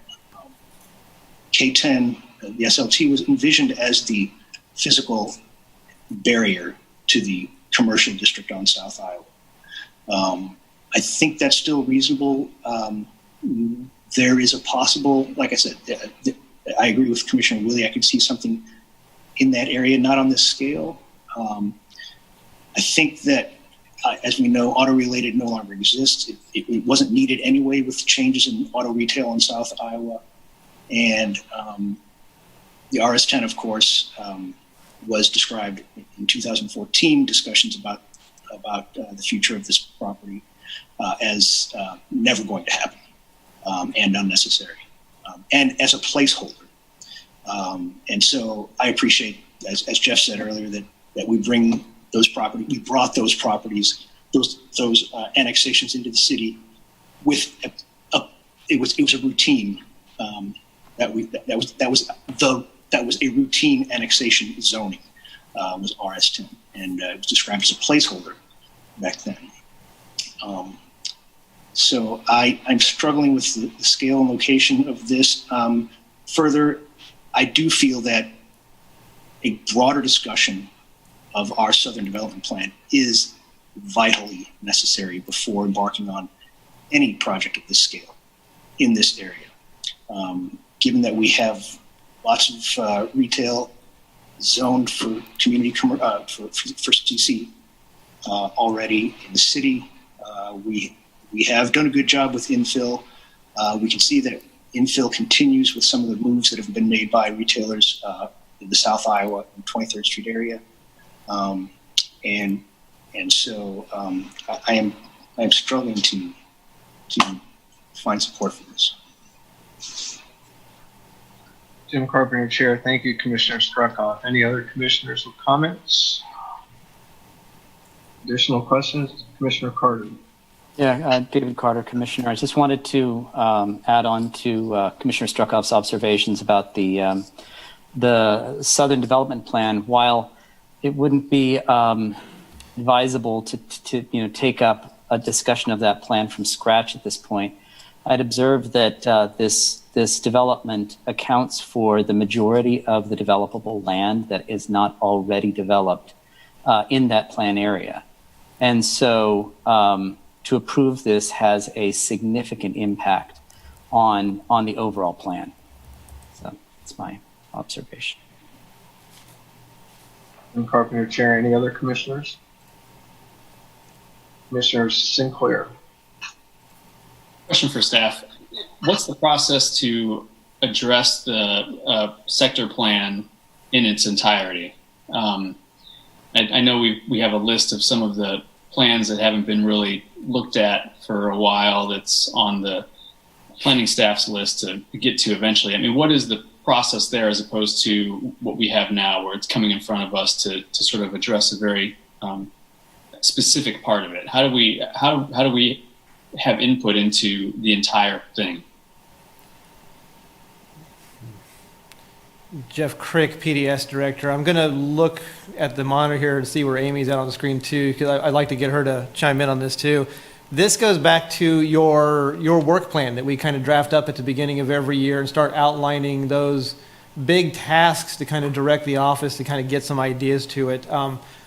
As we talked about with the adoption of Plan 2040, there's probably all of the sector plans, maybe 4 or 5 that are probably in higher demand than others to kind of really look at and see how they conform with what we've changed in the document. And during the discussions that the Planning Commission had during P2040's rewrite, that was a big part of it. You guys had noted those items and we kept a list of it, but it's really going to be the work plan for the office, and that's something we kind of set annually to figure out how to direct our resources, which are kind of limited in both time and ability in some respect. And as Amy, if you had anything to add on to that comment, be happy. Amy Miller, Assistant Planning and Development Services Director. If you remember back to your retreat, which now seems like a long, long time ago, we started the process of developing that work plan. The work plan would normally, we plan on developing it with you, developing it with the City Commission, developing it with the County Commission, and moving that forward around the first of the year to the City Commission and the County Commission. We got delayed this year, and the work plan never moved forward. A lot of that had to do with the COVID pandemic. But that would be the plan moving forward. That plan, if you remember, we're also taking into account all of those implementation items that are sitting out there with Plan 2040. And it's really an exercise in prioritizing all of those. If you also remember, we had requests from neighborhood groups to either update or create new neighborhood plans for them within the city. We had the county zoning regulations that we were in the middle of and a whole slew of other things. So it's really an exercise in priority, but we do plan on continuing that moving forward on an annual basis. And that would be the time where we could insert that into the work plan and start to prioritize the sector plan work.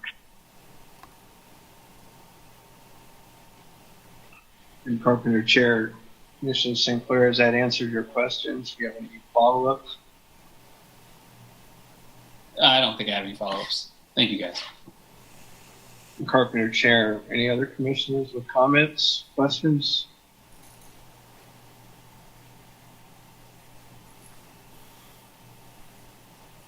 Mr. Sands.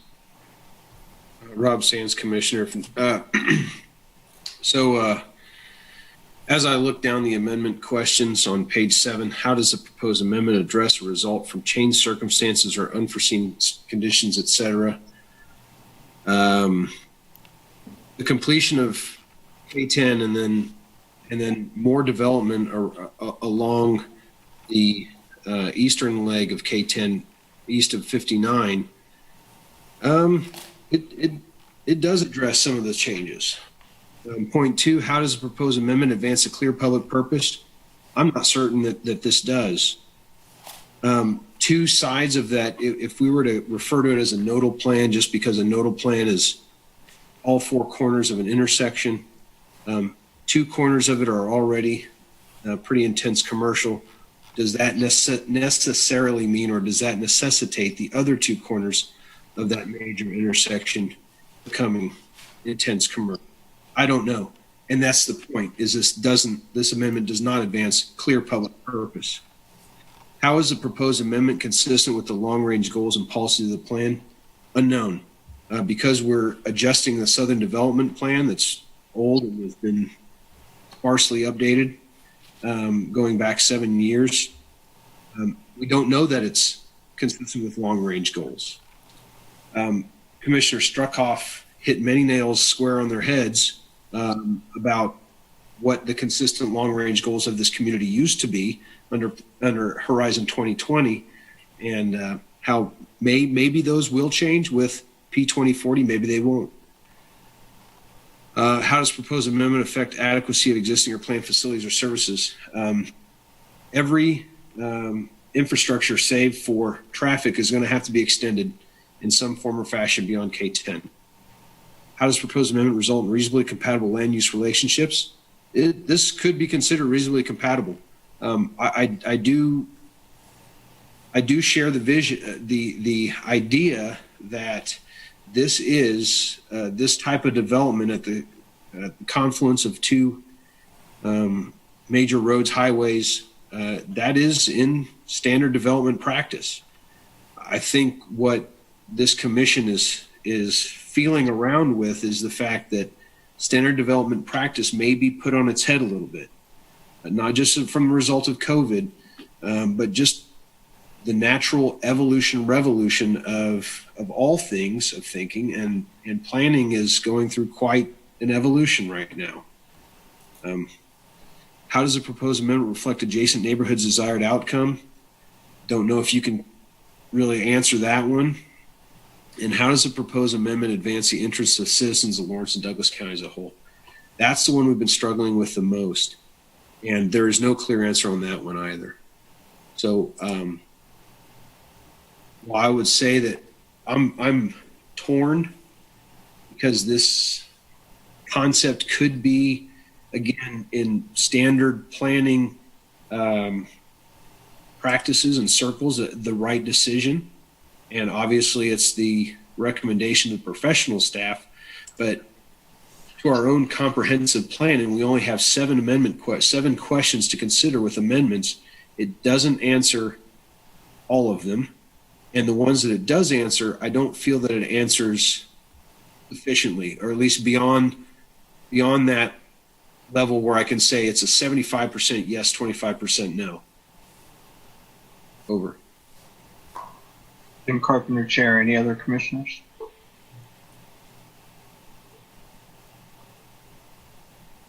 I know you want to talk.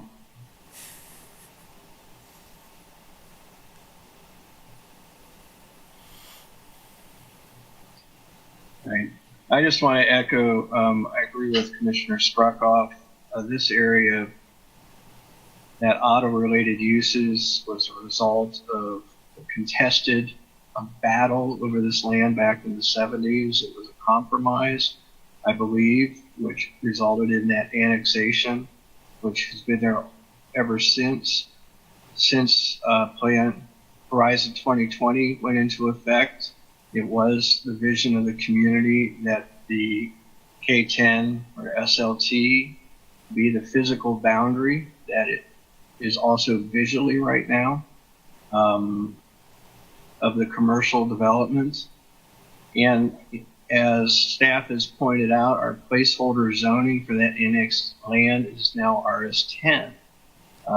Whether that could be supported with infrastructure or be built, I don't know. But our question right now is, do we want to extend or change the types of land use in the comp plan that would facilitate this particular application?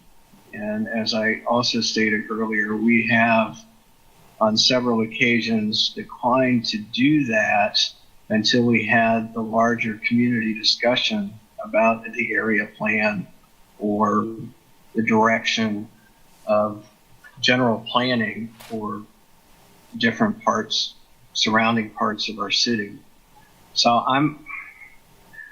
I also appreciate how much thought has gone into preserving some open space.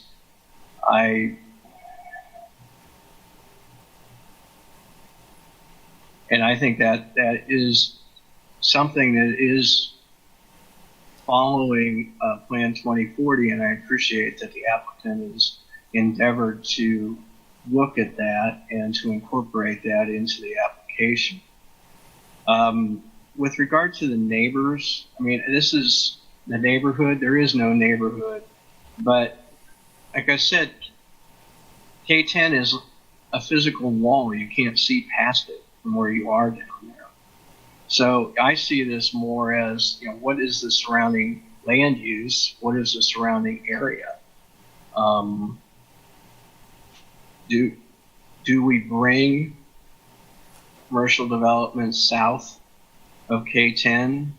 City Commission said no in the past on this very land, but seems to be in our laps tonight about whether we extend land use down here to facilitate this.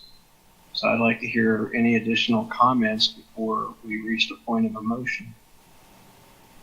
Commissioner Struckoff. I think your comments, Mr. Chair, Eric Struckoff, Planning Commissioner.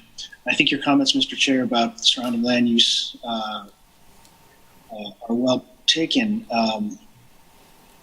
We have natural areas on two sides of this. We have a physical barrier on the north. And to me, as I said, I appreciate the open space offerings and amenities improvements described. But one of the problems for me is that we need to transition from a almost 100% overbuilt retail area to the wetlands, to the river. These are areas that we have agreed as a community and expressed in 2040 are valuable and important, and we need a transition to these areas. And a buffer. And although the applicant has offered a buffer, I don't think that 200,000 square feet of retail is a buffer from 2 million square feet of retail. And so that's the kind of transition I kind of envision for that area. So from the land use area, I look at the surrounding land uses, and I don't feel that this is compatible. The location near an interchange lends itself to some sort of development there. And as you mentioned, Mr. Chair, that battle about and the compromise that resulted in this auto-related use was one that perhaps has hamstrung this property by being so close to the river that it almost makes it, under our newer 2040 plan and its environmental considerations, less feasible than 2020 and not more. That's my view. Partner Chair, thank you, Commissioner Struckoff. Any other comments? Are we close to somebody making a motion on item number 1?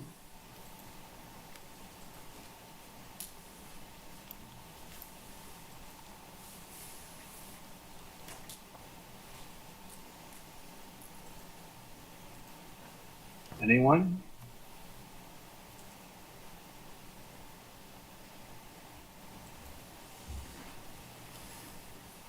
Mr. Chairman, I'd like to make a motion. Commissioner Sands? I recommend that we approve a comprehensive plan amendment, CPA 20-00114 to Plan 2040, Chapter 8B in the revised Southern Development Plan relating to the KTen Crossing development located at 3500 Iowa Street, and forward it to the City Commission. And forward it to the governing bodies with a recommendation of approval. Over. Carpenter Chair, we have a motion. Do we have a second?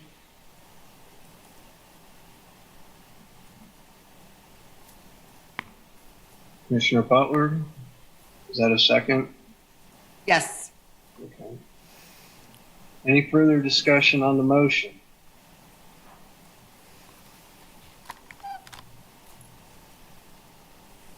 Seeing none, Jeff, if you'd call the roll for the vote. PDS Director Jeff Crick would be happy to. Commissioner Ashworth? No. Commissioner Butler? No. Commissioner Carpenter? No. Commissioner Carter? No. Commissioner Payton? No. Commissioner Sands? No. Commissioner Sinclair? No. Commissioner Struckoff? No. Commissioner Weaver? No. Commissioner Willie? No. Motion fails 0-10. And Carpenter Chair, that brings us clarification from staff. Direction on how we consider the annexation request. Jeff Crick, PDS Director, I would recommend, and I'm looking for a little guidance here also, go ahead and consider, or excuse me, go ahead and take a motion on the annexation, because you are a recommending body in the instance. It's ultimately the City Commission's decision to consider and approve or deny an annexation request. So I would recommend a motion on that item this evening also. And Carpenter Chair, thank you. Any discussion on the annexation request or motion?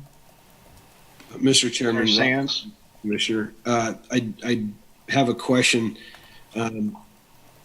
Wondering if any other commissioners would get behind a motion to direct staff to prioritize the Southern Development Plan, to prioritize the relook of the Southern Development Plan. Over.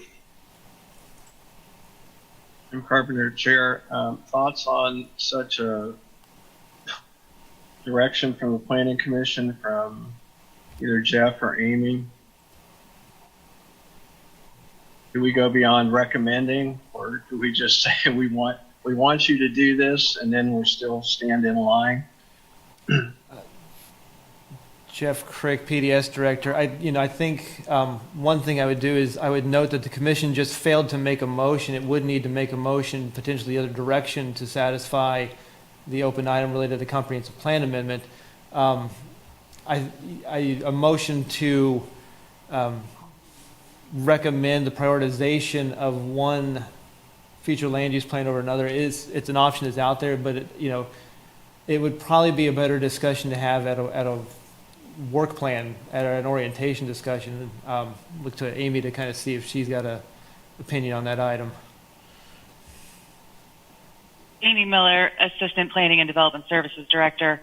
I would concur with Jeff's comments. I think the other thing that I would add is that staff does have some limited capacity and is currently working on quite a few initiatives. So if we were to prioritize starting to work on that, that could present some challenges for the current things that staff is working on. I will also add that in light of COVID, trying to undertake a significant public engagement campaign at this moment would be very challenging. Carpenter, Chair, thank you. Commissioner Sands, any thoughts? Commissioner Sands, no. We had the discussion. I'm pleased. Over. Commissioner Carter? Yeah, David Carter, Planning Commissioner. I was just going to follow up on Commissioner Sands' proposed motion and observe that I think in the past we've, as a commission, made a recommendation to staff to have a discussion and come back, for example, at a mid-month meeting to discuss the trade-offs of prioritizing that, rather than making a direct motion to just direct staff to raise that in a future discussion within the next month or two. Rob Sands, Planning Commissioner. I'd be happy with that. Over. Carpenter, Chair, that brings us to the annexation issue. Point of order, Mr. Chair. Jeff Crick, PDS Director. We still have an open question related to the comprehensive plan amendment. Since the motion the motion to approve was not passed, there's still the open motion for the comprehensive plan amendment on the table.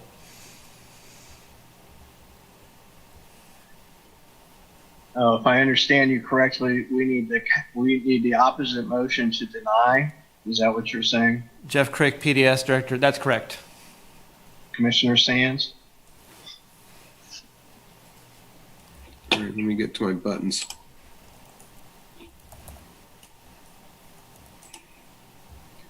Mr. Chairman, I'd like to make a motion to deny the request for a comprehensive plan amendment, CPA 2000114 to Plan 2040, Chapter 8B, and the revised Southern Development Plan related to the KTen Crossing development located at 3500 Iowa Street. Submit that to the governing bodies. The recommendation of disapproval. Over. Carpenter, Chair. Thank you, Commissioner Sands. We have a motion. Do we have a second? Seconded by Commissioner Ashworth by hand motion. Any further discussion on the motion? Seeing none, Jeff, if you call the roll. Jeff Crick, PDS Director. Certainly. Commissioner Ashworth? Yes. Commissioner Butler? Yes. Commissioner Carpenter? Yes. Commissioner Carter? Yes. Commissioner Payton? Yes. Commissioner Sands? Yes. Commissioner Sinclair? Yes. Commissioner Struckoff? Yes. Commissioner Weaver? Yes. Commissioner Willie? Yes. Motion passes 10-0. Carpenter, Chair. Thank you, Jeff. That brings us to agenda item 2, annexation of 95.44 acres, the east side of South Iowa Street and the south side of North 1250 Road. Any comments, questions by commissioners? Motions?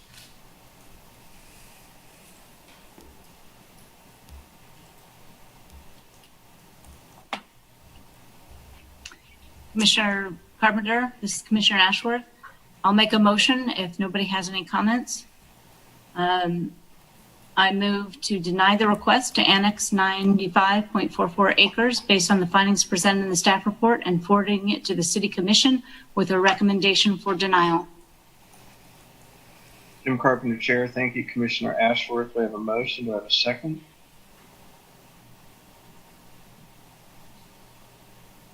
I have a second by Commissioner Struckoff by hand motion. Any further discussion of the motion? Commissioner Sands.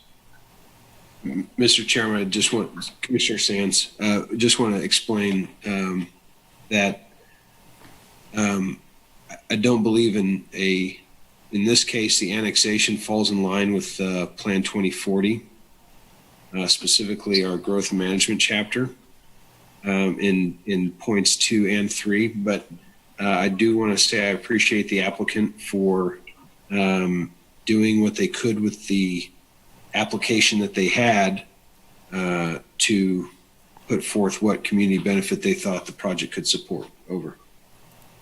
And Carpenter Chair, thank you, Commissioner Sands. Any other comments? I'll make one. I just think, for me, the annexation request in light of the denial of the text amendment change, the annexation is a premature request. So you have to vote no on it tonight, or recommend it a no by the City Commission also. Any other comments? Seeing none, Jeff, would you call the roll? Jeff Crick, PDS Director. Certainly. Commissioner Ashworth? Yes. Commissioner Butler? Yes. Commissioner Carpenter? Yes. Commissioner Carter? Yes. Commissioner Payden? Yes. Commissioner Sands? Yes. Commissioner Sinclair? Yes. Commissioner Struckoff? Yes. Commissioner Weaver? Yes. Commissioner Willie? Yes. Motion passes 10-0. And Carpenter Chair, thank you, Jeff. Now the next question is, because of the results of these two issues, are any of the zoning issues still under consideration? Jeff Crick, PDS Director, at this time would advise no, they would not be, because the rezoning staff reports would have been based upon the comprehensive plan amendment and those directive items in there, so they would be out of line with the item. And Carpenter Chair, so at this time, do we have to take any motions on those, or are they rendered moot and await further action? Commissioners, I would respectfully request that the Planning Commission is still a recommending body to the governing body in this. And so we would ask for votes on all of our items tonight so that this is properly in front of the commission when we take it up. Thank you. This is Randy Larkin, Deputy City Attorney. I would say that it would be a good idea to vote on that tonight. All right. Carpenter Chair, that leaves us with 5 more items to vote on. So if everybody can go to item number 3.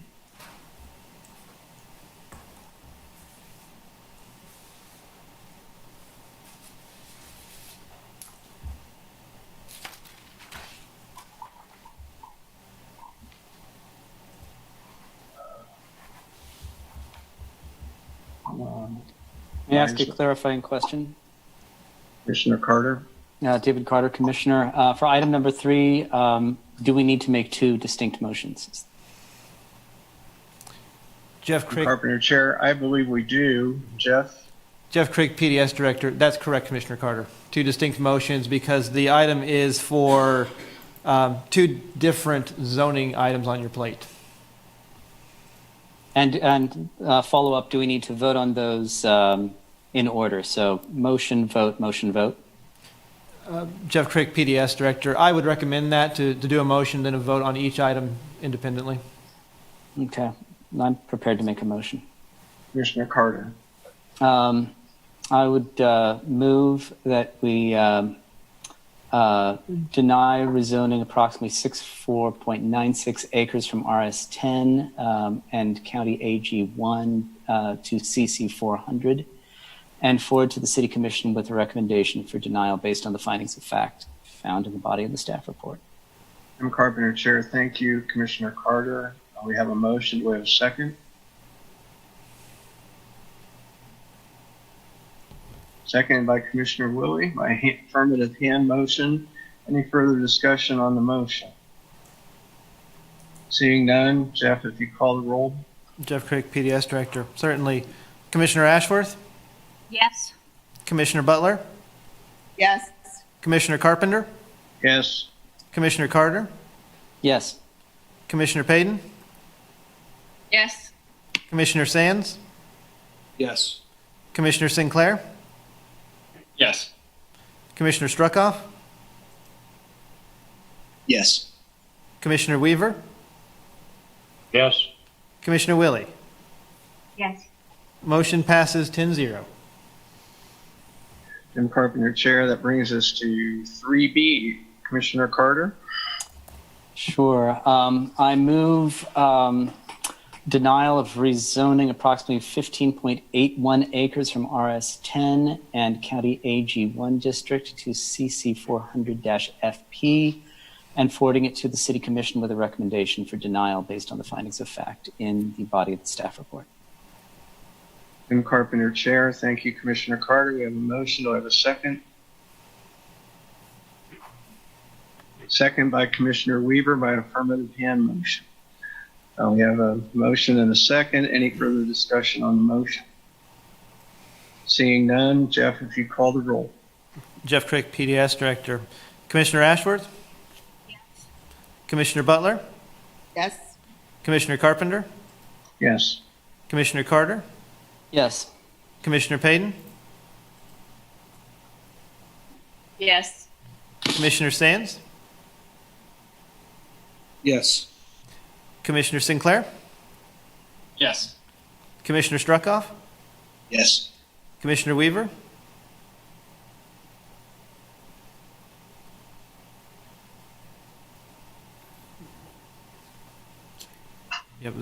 Yes. Oh, thank you. Commissioner Willie? Yes. Motion passes 10-0. Thank you, Jeff. Jim Carpenter, Chair. That brings us to item number 4.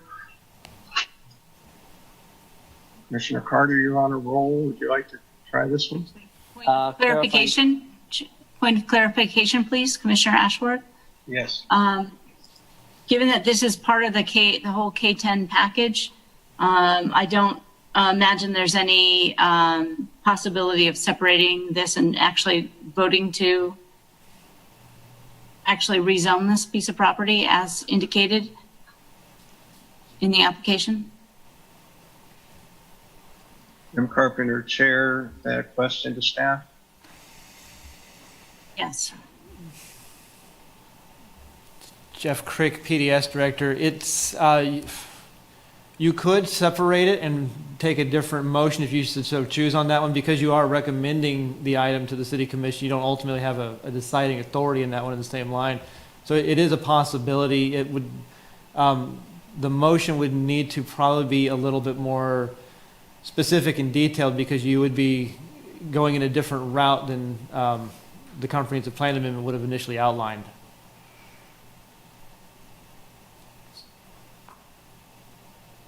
Carpenter, Chair. Although I would like to do what Commissioner Ashworth is suggesting, I think to be consistent with all of our conversation that we need to have a more in-depth public conversation about the Southern Area Plan before we change anything. Just to be consistent, I think we're going to have to go forward and probably take the motion to deny. Any other comments?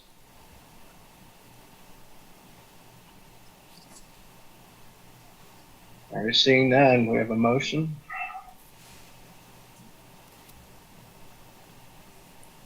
I'd be happy to make the motion unless Commissioner Ashworth prefers. Okay.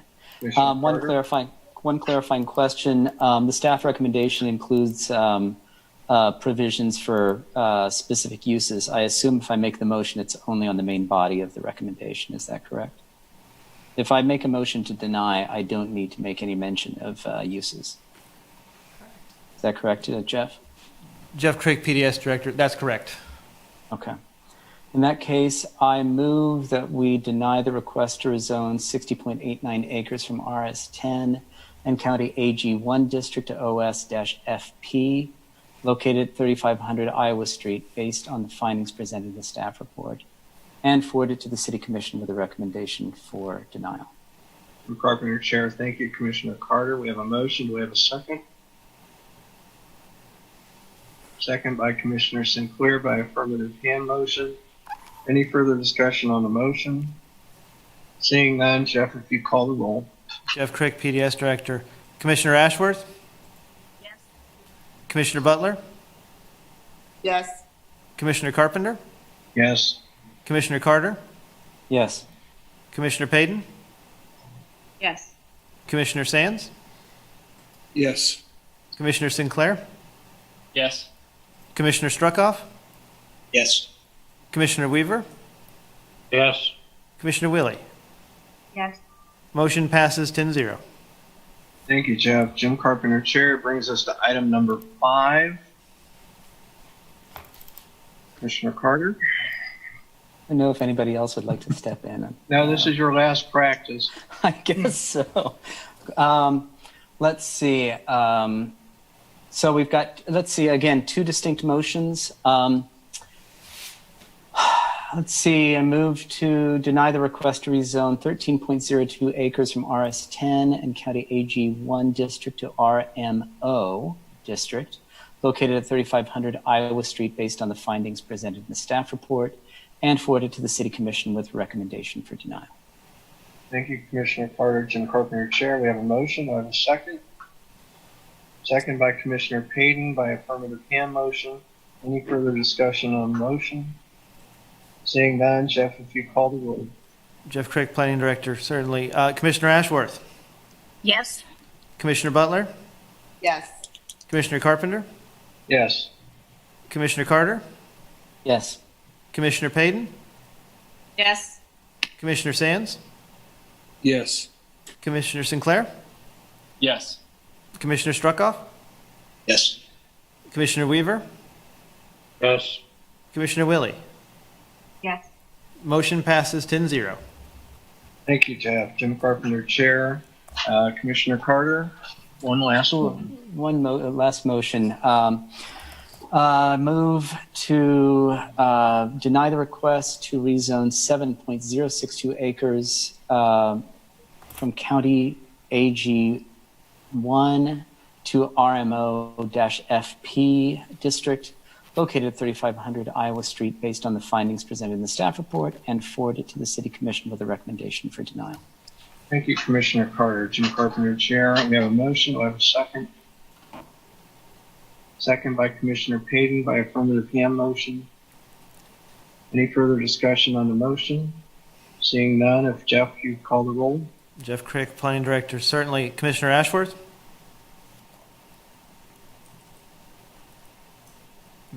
Commissioner Ashworth, Yes. Commissioner Butler, Yes. Commissioner Carpenter, Yes. Commissioner Carter, Yes. Commissioner Payton, Yes. Commissioner Sands, Yes. Commissioner Sinclair, Yes. Commissioner Struckoff, Yes. Commissioner Weaver, Yes. Commissioner Willie. Yes. Motion passes 10-0. Thank you, Jeff. Jim Carpenter, Chair. Thank you, everyone. That concludes the agenda items for tonight. That brings us to miscellaneous new or old business. Is there any new or old business to consider this evening? I'll just point out on Wednesday night, we will be holding our elections for a new chair and vice chair. So with that, do I have a motion to recess our meeting until Wednesday, June 24th at 6:30 p.m.? Commissioner Sands? Rob Sands, Commissioner, so moved. Do I have a second? Second by Commissioner Sinclair by affirmative hand motion. Any discussion? Seeing none, Jeff, if you call the roll. Certainly. Jeff Crick, Planning Director. Commissioner Ashworth. Commissioner Ashworth? Yes. Too quick with the mouse. Commissioner Butler? Yes. Commissioner Carpenter? Yes. Commissioner Carter? Yes. Commissioner Payton? Yes. Commissioner Sands? Yes. Commissioner Sinclair? Yes. Commissioner Struckoff? Yes. Commissioner Weaver?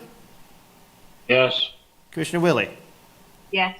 Motion passes 10-0. Thank you, everyone. See everyone again on Wednesday at 6:30.